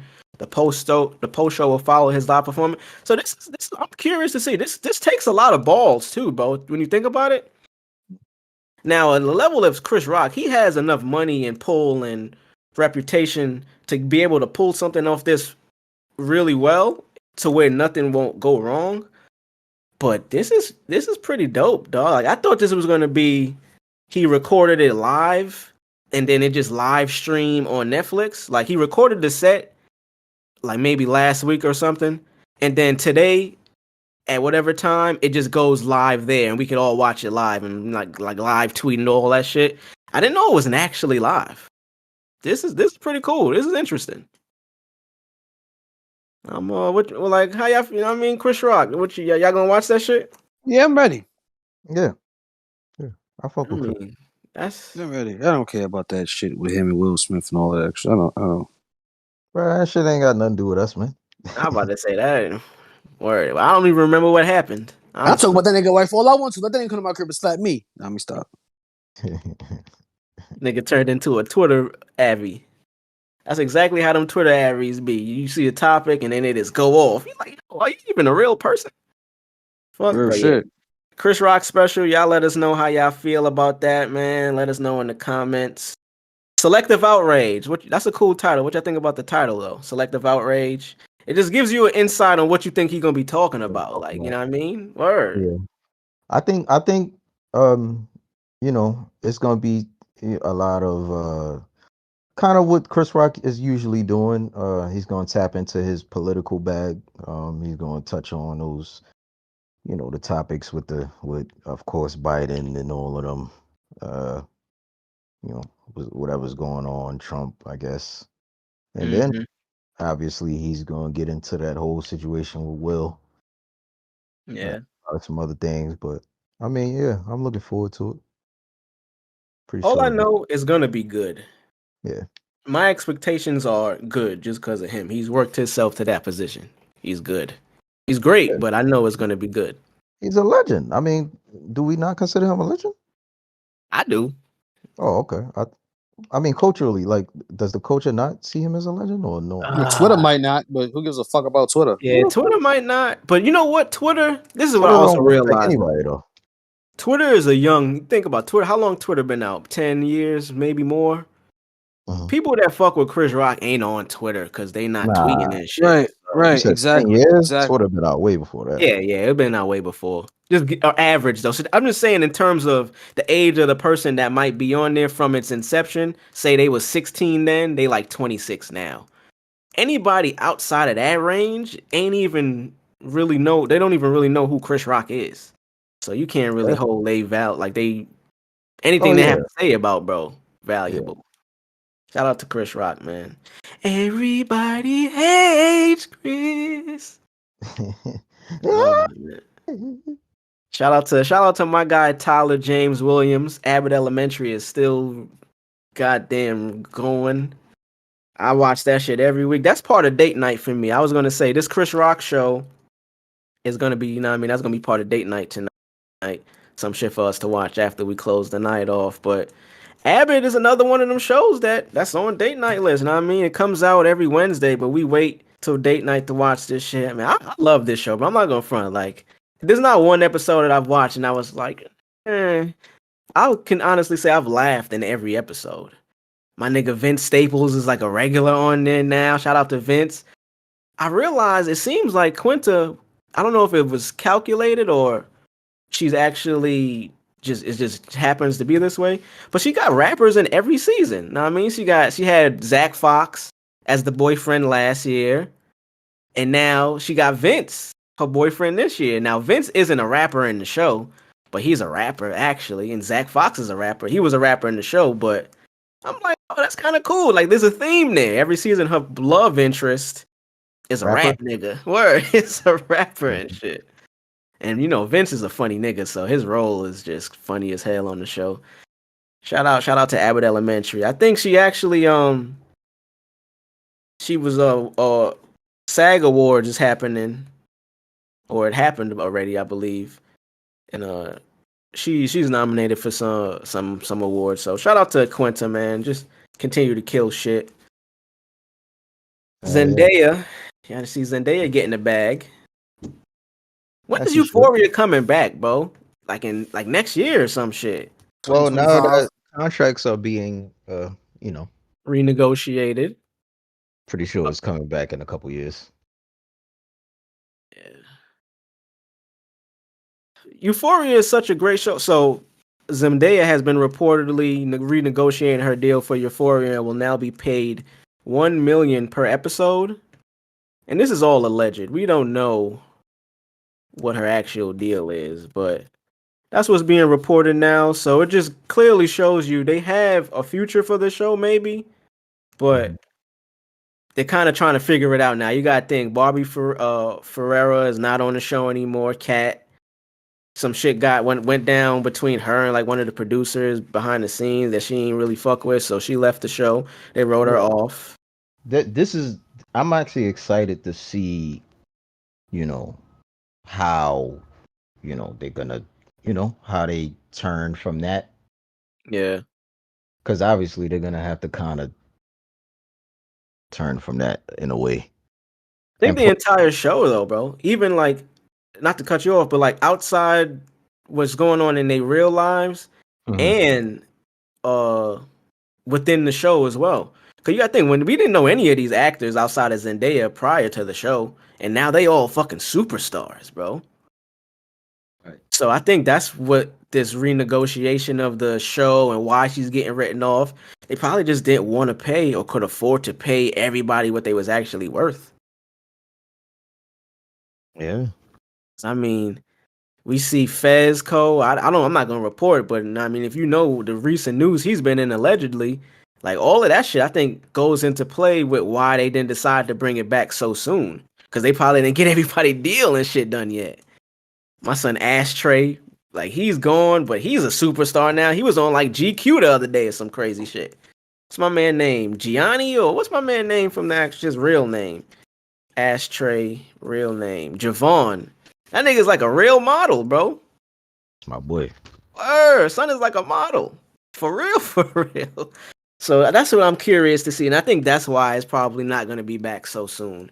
They got to figure out the behind the scenes business and shit right now. Man, yeah, they got to figure out. Yeah, like what is going to happen next? Obviously, they're going to be older. That's what I was going to ask you too. Do you think they're going to come back still in high school or Nah, after? man. If they come back and them niggas is still in high school, something is wrong with the writing. That's a problem because it's 2 years from the last. Pardon me, from the last episode. They gotta age. Like, come on, they can't still be in high school. Yeah, these guys are. Yeah, come on. But there's the argument that most of the what is it? The reason why the show is so successful, but also it has like an it factor to it, is because these are high school people going through all of this traumatic shit. Right. Because I'm like, if you just make them adults now, it's not that interesting because adults go through shit. You know what I mean? Mm-hmm. For this being children, like a child that's addicted to drugs. You know what I mean? I think, like you said, a lot of the characters aren't there yet. Aren't there anymore. Got killed, died, or whatever. But you know what I'm saying? A lot of shit happens. So you can show age and growth within those characters and throw in a new batch of characters, I guess. Yeah. Honestly, I was gonna say they really could come back and just be on some new shit. Really, not a new show, but just different environment. Right, unless they on some White Lotus shit, nigga.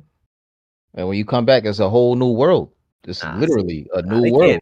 They can't do and that. They're still there. I mean, I'm not. I'm saying. I see what you mean. Oh, okay, I see what you mean. Yeah. Oh, yeah. Like No, that'd be fire. Fucking Degrassi, nigga. Like a whole new group of kids. That could work. That'll be cool. Shout out to Zendaya, man. We watching. Yeah, I think it's time to get into some of these shows we've been watching, man. Like, I don't even know where to start. There's so many different shows, bro. Between Bel Air, between BMF, Snowfall, Last of Us, Wu-Tang, Mayor of Kingstown now, bro. Man. So much shit, bro. Like, y'all pick, man. I don't know what everybody has seen. What Mars, I'm not sure what you've seen out of any of these shows, or if you watch any of them, like Drugs, same. Which one do y'all want to start with, man? Of course, I know we all at least seen Last of Us. At the very least, if you didn't see, I know you know what's happening because you played the game. So either way, you got insight. Yeah, that episode. My man's told me they followed the DLC to the T, so I'm listen. All right, so we want to go with Last of Us. You go Last of Us. All right, so let's just bring it in before we get the before we get the Mars exclusive. Cause you've been on point. The people been saying, yo, that nigga Mars, and like he know. I don't know if you realize, bro. We got a successful podcast out here for what we doing. You know what I mean, people value shit we be saying now a little bit. Niggas be like, yo, what? The nigga Mars, I ain't heard what he got to say. But okay, so this episode we see Ellie, her backstory. You know what I mean? Episode 7. It's called Left Behind. We see how Ellie gets infected, and we get her backstory into her sexuality. You know what I mean? You said this is the DLC to the T, like verbatim almost. Yeah, I had and the DLC episode. was just like the extra content, like it wasn't part of the actual game. It was like bonus. It was part of the story, yes. It was just DLC that came out after the game was out. So you know. Okay, word. Okay, so that's what you meant by word. Just for everybody listening that didn't really know what DLC was. Yeah. The episode was cool. Drugs, what you think, bro? Like just in terms of learning about Ellie's story and seeing how she kind of is where she is now. I think it was kind of cool, man. Didn't really care too much about them touching on the sexuality part. I mean, I get it. Yeah, I get it too, but you can make it known, but you don't have to tap into, kissing and all that. Like I don't really care to see that. Like, not to say that I'm against that, but they kind of just came off It as wasn't kids. necessary for the story. Like, Right, right. because it would just. I think they could have implied that we're having to go as far as they did. Yeah, it From wasn't us. really no need to like, but they did, so whatever. Uh the episode for the most part, it was pretty cool. I like uh just the whole the world that they created for this show. And Yeah. I think when you watching it, it kind of just feels like like you remember when I Am Legend came out Mm-hmm. and you was watching it for, I don't know if you went to see it in the movies or not, but when you was watching it for the first time, I'm pretty sure you was into that shit because you was like, yo, It was you know what different. I'm It saying? was Like, new. yo, what the yo, this shit hard, boy. That's 40. Boy, this nigga in Times Square, boy, they got the whole shit looking like the fucking end of the world, boy. This Yeah, shit it was definitely hard, like new boy. scenery, new world. You like, oh, yo, this is a city that we familiar with, but it ain't. It's a different aesthetic to it. It's deserted. It's Right. And desolate. when you watching stuff, bro, and you have a large imagination, a lot of times, shit, even if you don't, a lot of times when you watching shit, you kind of get so connected to what you watching, you start to feel like you in that shit. So when I watching Yeah, Last of Us, nigga, I have the light off. You know what I'm saying? I got you know what I mean? The little spliff rolled. they You got a know, flashlight. and yeah, bro, I got you know what I mean? I got I feel my you little though. backpack.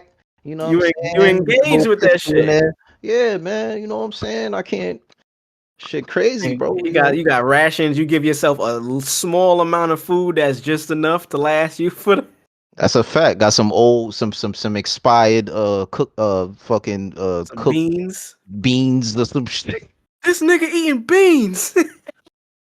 But man, just to get into the episode before we let Mars go crazy. This is the episode we see the beginning of Ellie's story. So we see her in military school, you know what I mean? They give more backstory on her being in military school. You Right. know what I mean? She running into the bully. They saying I think they in gym class, the bully picking on her. But Ellie, she been that bitch. Ellie been about that. Ellie ain't never been soft. You know what I mean? Like, so I mean, she got we see that and we see her friend, her best friend Riley, aka her boo. She trying to join the Fireflies or whatever. Gia from Euphoria. Shout out Yeah, to Storm Euphoria. Reed. Yep, You know what I yep. mean? And Ellie not fucking with that shit. Ellie on some, yo, we used to talk shit about them. Now you want to join up? Typical, you know what I mean? You might be going through life and somebody you was close to is on some different shit that you don't agree with, and you trying to change them because you think your opinion is valuable, but they gonna do what they gonna do no matter what. You know what I'm saying? That's Ellie is starting to see that now. So we seeing that. We seeing fucking what else? Oh, we find out where she got her joke book from. I Oh remember that yeah, scene. We find out where yeah, she got her joke book. Her yeah. and That's Riley kind of used to sad. make jokes and shit. That shit, see, like all of that shit, I was like, oh yeah, that's fire. I That's mean, fire. It was kind of sad, but it was fire yeah, though. it was definitely sad, but it was fire. You know what I mean? Riley stashed it for her version. She's like, yo, I got version 2. Ellie like, what? The second edition? She tried to play it off like it wasn't. You know what I mean? She didn't want to make it too hype, but she was like, yo, word? Second edition? Oh shit. It's fire, man. They playing Mortal Kombat in the arcade. God, you know what I mean? Ooh, niggas is playing Mortal Kombat. It just set the scene for, all right, these is kids, they children, but I It's guess they was crazy, in like high school, I guess, huh? but yeah, I guess you could say that, kinda, maybe. And But in a sense, they and see how young they was at that point. They was still yeah, willing to die together yeah, as if they crazy. lived the entire life. Like if they knew what that even meant. Right. Yeah, that shit was crazy. Episode, I feel like the writing in this shit is so good too. So it's like, it's you kind of tap into other, things. I guess you relate Mm-hmm. to it in certain ways. You catch certain scenes. It's like, you know what I'm I saying? think that So makes the entire show, bro. They make it relatable to you in no matter what position you're in. Like, cause there's so many different topics that they tackle. that is relatable within this environment of post-apocalyptic world. You automatically, like you said, you get engaged with the world. You turn the lights off. Is you know what I mean? You got your entertainment with you. To what a point you experiencing the world as if you were in this post-apocalyptic world with them. I mean, you putting yourself there, so it allows you to do it even more to another level on some Inception shit, because the writing puts you there with relatable topics. You know what I mean? Relationships, leadership positions, father figure positions. There's so many different topics that it touches that you can relate to. You know what I mean, and then this was a part that I thought was great for the writing, where they playing Mortal Kombat and one of them got a fatality. I forget which one of them, but they got the fatality and they did the move. I was like, ooh. Before it even happened, I knew it was foreshadowing for some shit. I'm like, they ain't just gonna put this in here, especially because you gotta think fatality in Mortal Kombat. You gotta do an actual combo move to pull it off. Right. You ain't just doing it. So it's like, oh, they made sure they added that layer to some drastic shit is about to happen. And then you see the infected in another part of the mall wake up. That part kind of had me tight too, because I'm like, man, she know damn well she didn't inspect this whole fucking area. Yeah. So y'all in there, I get it, but it's like y'all in there and Ellie is mad loud. She's like mad loud, bro. Like, Ellie is wilding out. She having a good time with her boo. You know what I but mean? it's She almost open. like she never experienced what the infected was or didn't know anything of it. So At it was that like, point, yeah, true. That might have been. I'm not sure if they mentioned this in the show, but I think it might have been on some shit where you're right. Like she may not have actually experienced it. I don't know. I don't remember, but maybe Riley did and she didn't. So she probably wasn't really aware of the severity. But I'm not sure. That's a good point, though. yeah. So yeah, I don't know, man. Yeah, But but that was the only thing I didn't like. I'm like, man, like, bruh, you gotta check the whole area, bro. Like, yeah, to be playing video games wilding out. yeah, y'all wilding, y'all running all through. It's a whole mall. So I not like I said, like I get it. Being a kid, bro, you find that shit like, oh shit, like It's lit. Ellie never seen a mall. Like she ain't know what that was. So it's like, Word. But shit, Mars, what you think, man? Was any of that on par to what Yo, you on played in point. the games? On point. On point. Damn. What you think? Like, just from what you might have heard or from the DLC? It was just good insight. It wasn't really nothing groundbreaking. I mean, that's why I'm glad they put it. Is it In the integral to the story at all, or is it just good backstory for us to have? just good backstory. You just want to know how Ellie Okay. got bitten. You know what I'm saying? That's what I said. It's nothing really groundbreaking about Left Behind. You know what I mean? That's the title of the DLC. Was that the name of the episode? Yeah, that's the name of the episode too. Yeah. So it wasn't really nothing like nothing groundbreaking. Nothing.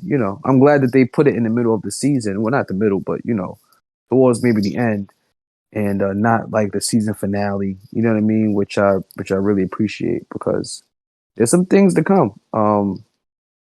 The actress came out and said that the ending is going to divide people. So I don't know what they're going to do. I don't know what's going to happen. But I don't think they're going to do nothing drastic. I just think that she feels like they're going to follow the game, and people may not like that. I don't know. Possibly, because if you're being introduced to a show for the first time, and like I said, we don't know, you haven't let us know, but if it's something that like what is implied, it can divide people. They can. It really can. Yeah, it really can. So hopefully, you know what I'm saying? They follow I'm the locked game. in. I'm locked in, man. I'm every week. Yeah. So Every week. I'm gonna do a double feature probably tomorrow. Watch Left Behind and then watch the new episode right back to back. I'm ready for that. Every motherfucking week, man. Just like drugs. You caught up on your honor? of course. My God, they wilding out this season, bro. Yeah, man. Easily the better season. Yeah. I said it before. I thought maybe I'm just hyped because it's back. That first season did establish it, but nah, this second season here, they bugging out. they really bugging out with the writing, with what's going on, with where they taking shit. Man, bro. Fia, we see the shit open up. Fia just straight like we seen how it ended last episode. Fia was sitting on his step and shit because that was like the only place she could turn to. We seen her leave her family and tell him, yeah, what the fuck is wrong with this family? She stormed off and she ended up at Michael's crib. So now she living at Michael's spot with the baby. This nigga is playing granddaddy for real now. All right. Oh man, what episode was that? I think that was episode 7. I'm not sure.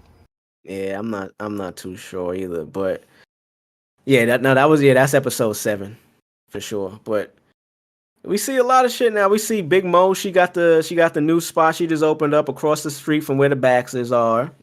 That's crazy though. That's gangster. This is in New Orleans, right? Yeah, it's in New Orleans. Yeah, that's on Bourbon Street actually. Yeah, that's what I was about to say. It looked right like on Bourbon. that area. Mm-hmm. That's hard. And then you see Mrs. Baxter. She just as gangster too, bro. Like, yeah. God damn. You see she out there with her son. She's like, yo, let's go meet the new neighbors, man. Cause she knew before they even set up this scene where Big Mo got the party for the new, you know what I mean? She just opened up the club. She got like the first big event, you know what I mean? Welcome to the neighborhood. Welcome, you know what I mean? Grand opening party. Right. So right before that scene, we see Mrs. Baxter already knows what's going on. She see them moving in. The last episode, she see like, yo, how the fuck? I wish like I got the preferential treatment that this bitch is getting. You know what I mean? Like, so they was already beefing. So we see the scene where she almost hit Big Mo when she was driving in the whip. So anyway, we see her go out there now. Like she calls in the scene. She's there with Carlo. Carlo's like, hey man, I don't think Dad said we shouldn't initiate contact with them. And she's like, oh yeah, Dad said, huh? Let me show you what the fuck Mom said, nigga. She walk up over there and start talking shit to the security. Wild scene, man. They got to break it up. You know what I mean? It's about to be a big thing. And then they ease the situation off. There's so much happened in this episode, bro.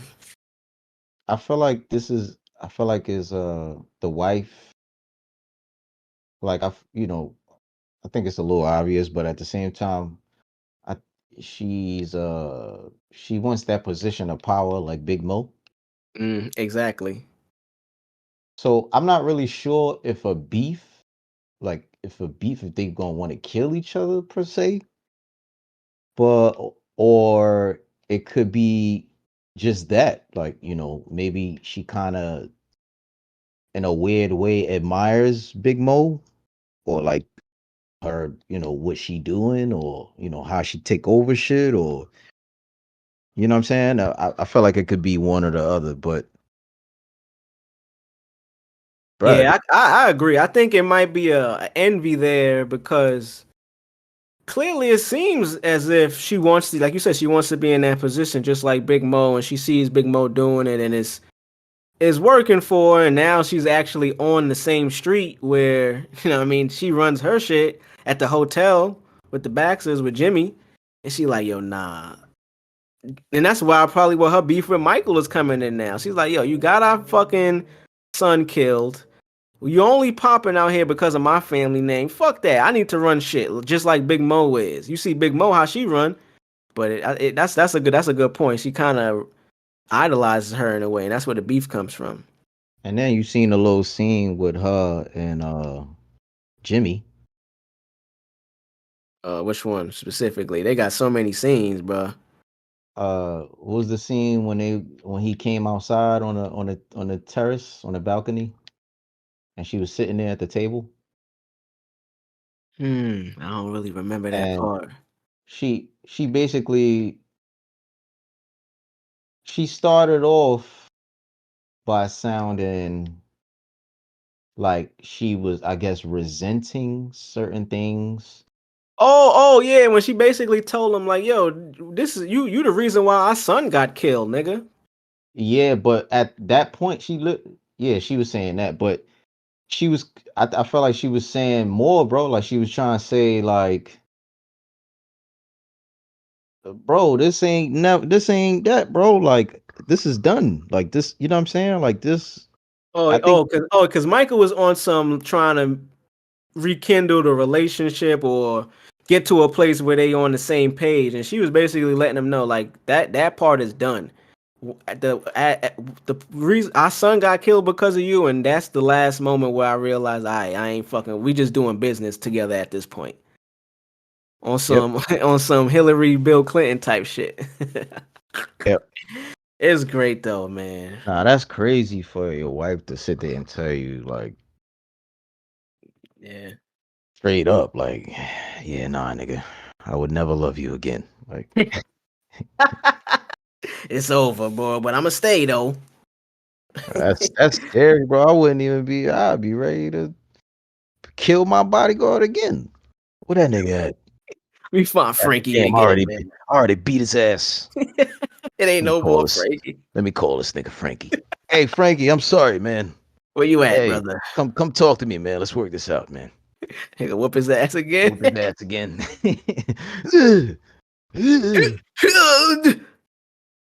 Great show, man. I watch Your Honor. So much good television out there. Yo, we ain't even tap in this part yet. Not to cut you off, bro. Desire, bro. This about to be my favorite part of the show. Remember, she kept Son back because she was like, yo, we got to be ready for everything and anything in case niggas try to make a move on them while the opening was going on. And Son was like, I got to stay back. He was like, and then he had that look on his face like, and then he was kind of fed up. Like, you know what I'm saying? Like, I'm kind of tired of this. Like, and then we see what happened. The shit got hit up. And who it was. Them guys, man. And who else it was. Remember, bro. Her nephew was running shit, bro. Yeah, word. Until she turned. He was the real nigga. Yeah, he was really like the top soldier. He was the glue. He was keeping shit together. Everybody respected him, so his word was bond. And when their relationship fell out, you gotta think this is also Son little brother or cousin got killed because he got into the drugs just because they was just moving sloppy. Right. She started falling apart. Yep. So now they got resentment toward Big Mo, and Big Mo fucking up with her girl, Jay.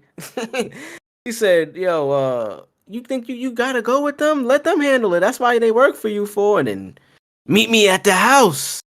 Big Mo gave her that look like, yo, bitch, didn't I tell you what the fuck is... And what happens? Big Mo go to the spot and see they ran through the shit, and who shows up? Jay, and she up in Big Mo and the other person up in the knocks in her face, and she just spazzed on her shorty. Didn't I tell you to go to the fucking house? And she caught herself. She's like, oh shit, I fucked up. Now Big Mo lost her fucking boo too. Like she crumbling. She like Franklin out here. It's looking bad. Sheesh, man. I don't know, bro. I don't know. It's getting crazy, dog. Yeah. We see, and just to end it, because we can't talk on this too. Michael about to turn state again. Bro, the whole Eugene situation too, bro. Man, I forgot. Man, it's too much to cover, bro. It's too much. Bro, like, it's mad going. That's what I'm saying. Like, bro, it's so much going on. They fucking Rosie Perez trying to get Fia to turn on her family. Michael, Pete, what's going on? He like, yo, what the fuck you doing in here? And then now she trying to they trying not to let Fia know that they know each other already, because he already a witness and informant. It's so much going on, bro. He an ex-judge. Like, yo, it's so many dynamics to this shit. Y'all watch Your Honor, please. Watch Your Honor, please. Because goddamn, man. You want to touch on BMF a little, or you want to get straight into sports, man? Just, we ain't got to go crazy. Snowfall. Fuck Snowfall. Nah, man. That shit, man. Nah. I don't get me wrong. I fuck with BMF. I love the story. They hold everything, bro. I love the show. But nah. I'm good. I don't really care to tap into that. Shout out to B Mickey. Yeah, great episode. shit, Wu-Tang, even Wu-Tang, like Damn. like, I Yeah, gotta give a quick word. You and Mars give a quick because we give a Mars, quick where you at, gang? little bit Yeah, about I'm Wu right here. Tang, man. Wu Tang, man, An American Saga is one of the best biopics. We call it a biopic, even though it's not a movie, it's a show, like a bio show. It's considered a biographical drama. Okay, yeah, It's the best one. yeah, Period. definitely. Period. I gotta get By into far it, too. man. Like it's, By I don't far. even know what is the other ones. What is? It ain't no other ones. I would probably say what? Nothing. Yeah, nothing. Nothing's fucking with Wu-Tang, bro. Literally not. There's no other show. Man, listen, man. Season 3 is out now. Shout out to that boy RZA. He's doing. Yeah, he's- shout out to Bobby. and this is through his vision, I assume, of how the gang was and what they was, stories that they might have told him, this and that, and situations that, because I don't think the clan themselves have any input really. I mean, besides helping the actors out, I guess I don't think they probably approve certain storylines, yeah, but like the in the first season with Raekwon and Ghostface beefing, that's not real at all. That was just something to add some drama to make it feel better that they fucking with each other. You know what I mean? Type shit. I want to see, not to cut you off, but I want to see if they tap in a little more on meth situation too.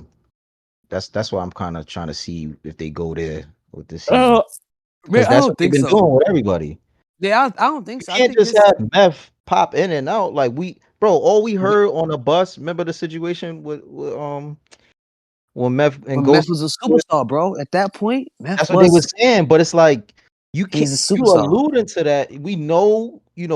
Obviously, if you know of the, what I'm saying, what was going on, remember what was out at that time. But it's like they were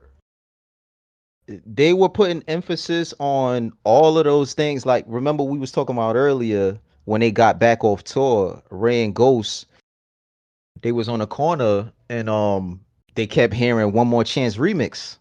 Right.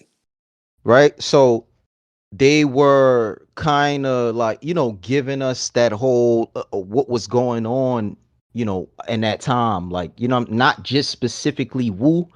I feel like that's when he kind of started to, give us a little bit. All right, what else was going on out here? Like, you know what I mean? Like, all right, yeah, we got back. Yo, this nigga Biggie, yo, he the hottest nigga. You know what I'm saying? Niggas is tight.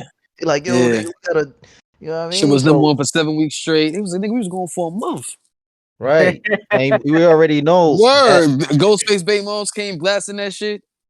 Right. And remember when Bobby had got out, I think he was going to a meeting. I don't really remember the exact scene, but when he got out, he ran into Puff.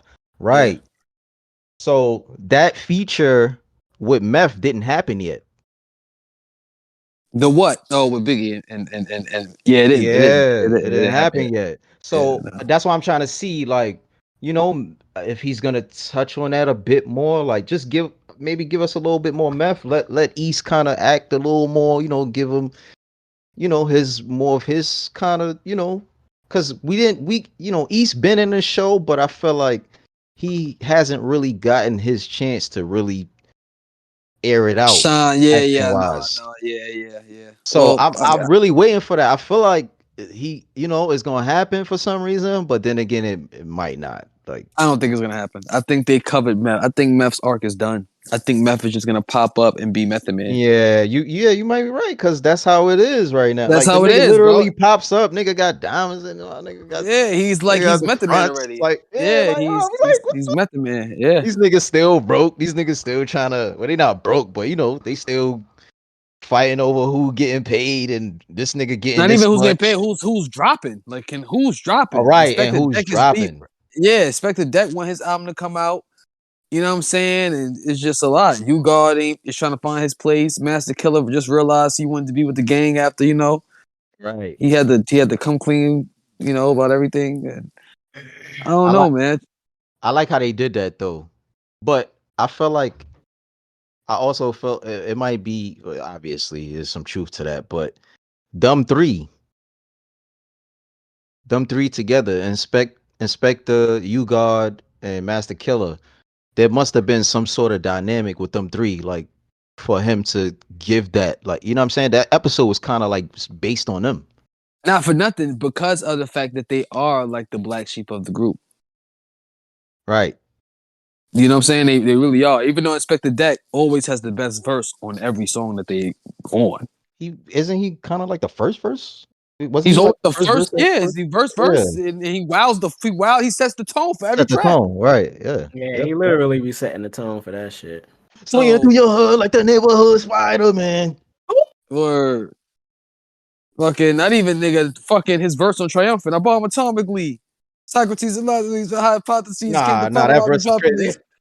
Yo, bro. Lyrically perform Mockeries. armed robbery, bro. Oh my god, that Yeah, verse he's is wild fucking. out. He really smoked that verse. Everybody Yo. spits that verse. When you talk about Wu, that's the white boys is spitting that shit. Like they Yo, coming bro, to you that's one of the best. atomically. One Seth of the Rogen best coming to you verses. spitting that shit. It's Yeah, one of that's the what best verses of all time. that's where the Logics was born from. Yeah, that's one of the best verses of all time. Like I like looking at the video, I go on the YouTube comments and people like have like 10,000 likes, and it's the best, one of the best verses ever made. It was like, yo, Everybody work. wanted to bomb atomically after that. That verse. Nigga Shout out making me, to I'm Wu. bumping that. I'm bumping that after this. On God. Yeah, shout out to the Wu. I feel like Raekwon had the Method Man, and Raekwon had the. It goes for me. I like just Raekwon's verse. His back and forth with Ghostface is just like, hey yo, that's a Mason. Gun in your mouth talk, verbal foul talk. That shit was just ill. Raekwon, Yeah, go ahead. Meth. No, I would Ray, Inspector, Method, and Ghost. Ghost, yeah. I don't know. Kappa, Ghost, bro. Ghost. Some of Ghost verses is better. Yo, bro. Listen, I don't know, man. I don't know, cause Ghost. I His fasten your verse, wig back up. I humiliate, separate the English from the Dutch. He be having some shit. He has some shit in that verse. like, yo, you know what this show told me about Ghost, bro? His writing process. Yeah. And we know how it is, obviously, nigga, because we was in the trenches, making songs like that. So it's like, right. The nigga used to take forever to write one verse. Yeah. You know what I'm saying? He had to find inspiration. Yeah. You know, he had to leave. He had to come back. He had to imagine That's why some his shit was so watch a crazy flick. that's why his shit was so crazy. Bro, him and Ray. Yeah, him and Ray, yeah. Them niggas was like two peas in a pod, bro. Yeah. Them niggas is definitely, I would say that's the best rap duo. Bro. Of all time? Yeah. Crazy, man. It's yeah. crazy. No, they got, and on as far as the acting goes, like, two, you gonna see it. Like the first season, because you know they gotta catch this thing. They gotta use the sun, the God, what up, God? You know what I'm saying? The first season is gonna feel a little forced, but then after a while, like Shamik Moore's portrayal of Raekwon is like, I heard that. Like, and mind you, I seen I started the Wu when this came out, but I mind you, I didn't have Hulu. I was on somebody else Hulu. I wasn't anymore. So I watched maybe like the first 3 episodes, but I don't remember. So I gotta go back, start it over. You know what I mean? So I did hear that critique about it, but even when I was watching it, I didn't think about that. I was just watching the show. So, but I feel you though. A lot of people mention that, like the slang and, you know what I mean, getting used to the characters and how they portray the characters. no, at this point, they are these niggas. Yeah. Like, but season 3 right now, Shamik Moore is Raekwon. Yeah. Shout out to my nigga Shamik Moore. He's a phenomenal. I can't wait for him to get older and he do more. I hope he get more book for more roles. He is Miles Morales. He is Miles Morales in the Spider-Verse movies. He is. So he's set. You know what I mean? Smoking shit since the Get Down and all that. He was smoking shit since dope. Like that nigga is just like a great fucking actor, bro. A great actor. The acting school and all that, because that nigga, he kind of got it down packed with that shit. Yeah, his Raekwon is ridiculous, bro. Like it's like, yo, what the fuck? And the guy who plays Ghostface, he don't give me Ghostface. Underrated though. Underrated. He don't give me Ghostface, but he kind of getting it. He kind of getting it. Yeah. Not with the tone, not really with how he talk per se. Like Ray, I think we comparing him to Ray. I'm not comparing him to Ray. I'm just saying as like he don't scream Ghostface to me. Like everybody else, Yeah, and yeah. he doesn't scream Ghost. Jizza, like I said Jizza and Raekwon. The nigga who plays Jizza, bro. Yo, 5'2". When you see that nigga Jizza, bro, you gonna be like, yo, that's Jizza. Yeah. Well, last thoughts on it though. Which is it? The best shit out? What y'all saying? Is it? It's one of the best shits out right now. It's a really good show. The writing is on point. That's it. The writing Is is it a on point. Hulu show or does it come on TV? The Or is Hulu it, show. Yeah, oh, so it's strictly Hulu. Okay, yeah, I'm Yeah, gonna check it yeah. out. It's the writing is really fucking good. I'd be shocked sometimes. I'd be like, yo, the writing in this shit. A lot of like, there's not a scene that I seen that was like that didn't make any sense. And not for nothing, just to touch on this before Might you be say, flawless. It might be flawless. Might be a flawless ass show. I don't know. this, like I said, what I was saying about the situation with meth. I wonder how they felt about that. I wonder how meth felt about that. Because or just in general, like, you know what I'm saying, like just going through the show and or watching the show play out, being seeing their struggle with their relationship with meth. I don't know if you remember the situation where RZA was grouping them up to go on radio interviews, and he grouped Meth and U-God up, and this nigga U-God he got tight instantly, bro. Yo, what the fuck you group me with this nigga for, son? Like this nigga's all he do is run his mouth, bro. That's what Yeah, U-God was where? saying. Like Yeah, yeah, literally, yeah. that's what he said. Like they So probably I don't really don't like each know, other. right? You know what I'm They don't really like saying? each other. Like And I think and RZA, I don't Ghost know went a at him lot about. too. Yeah, I don't know a lot about RZA, but I do know he tells the ugly truth. Bong Right, bong. right. He does I've learned that about him. He tells the truth whether people like it or not, and I feel like he incorporated that in the show a lot Yeah. with certain people, even down to Dirty doing coke and shit. Like, you know what I'm saying? He didn't have to go there with it, but he Right. did. But I like that he didn't portray it in the sense where he made Dirty feel like Yeah, he made Dirty look like a cool because nigga doing coke. yeah, because and like I said before, I'm gonna just say this real quick because we gotta move on. But We gotta wrap up. that whole introspect like episode of about Dirty, and it kind of like it was his imagination. He was finding inspiration for his shit, obviously, but it kind of tapped into his head where he was at mentally. And like you said, he didn't necessarily show that he was like, doing that stuff, but it took us back to like 70s, 80s, where it was like Right. the niggas was wearing bell bottoms and he The was saying, niggas was doing man, coke like see it how was he was nothing. exactly. It was Right, right, Cool. It was right, cool. It was cool. It made you yeah, cool.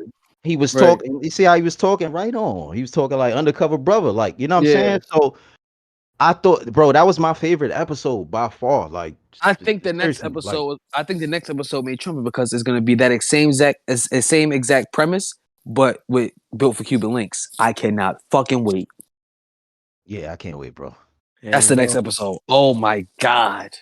I gotta See catch them? up, man. I gotta catch up and Yeah, watch bro. these shits. Yo, the show, Bro, get your Hulu, yo, man. Yeah, I'm yo, gonna check it out, man. I'm gonna check it out. Five. The show is so fucking creative, bro.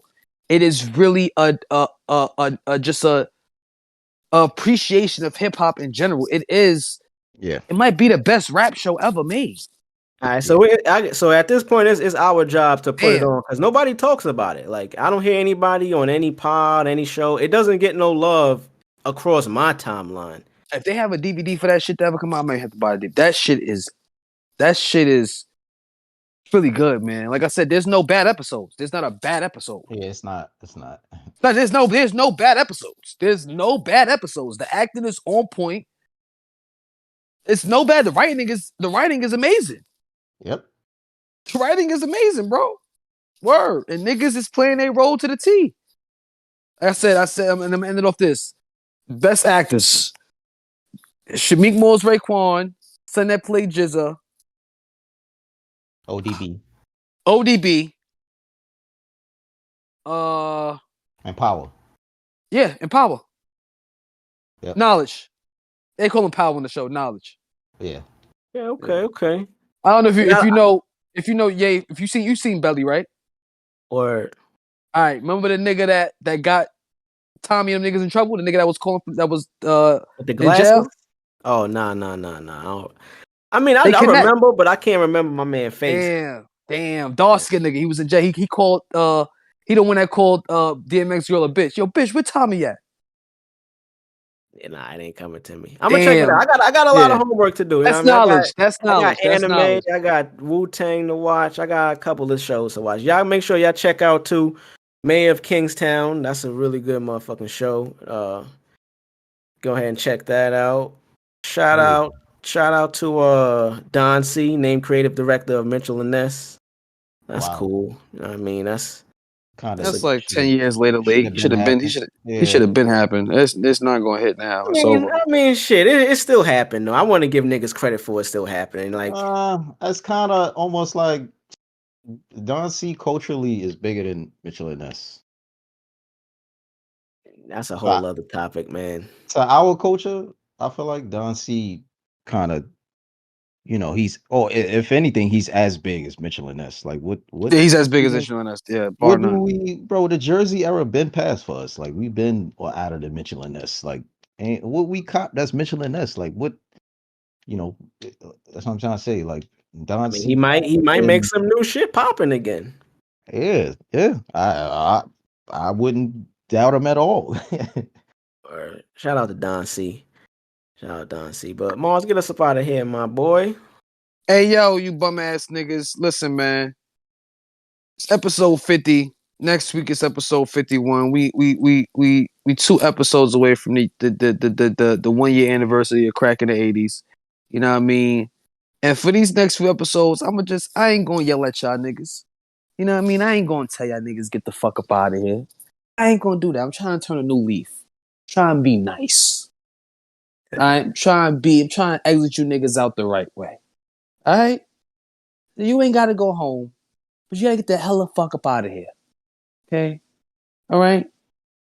Crack in the 80s. Crack in the 80s, bitch! Crack.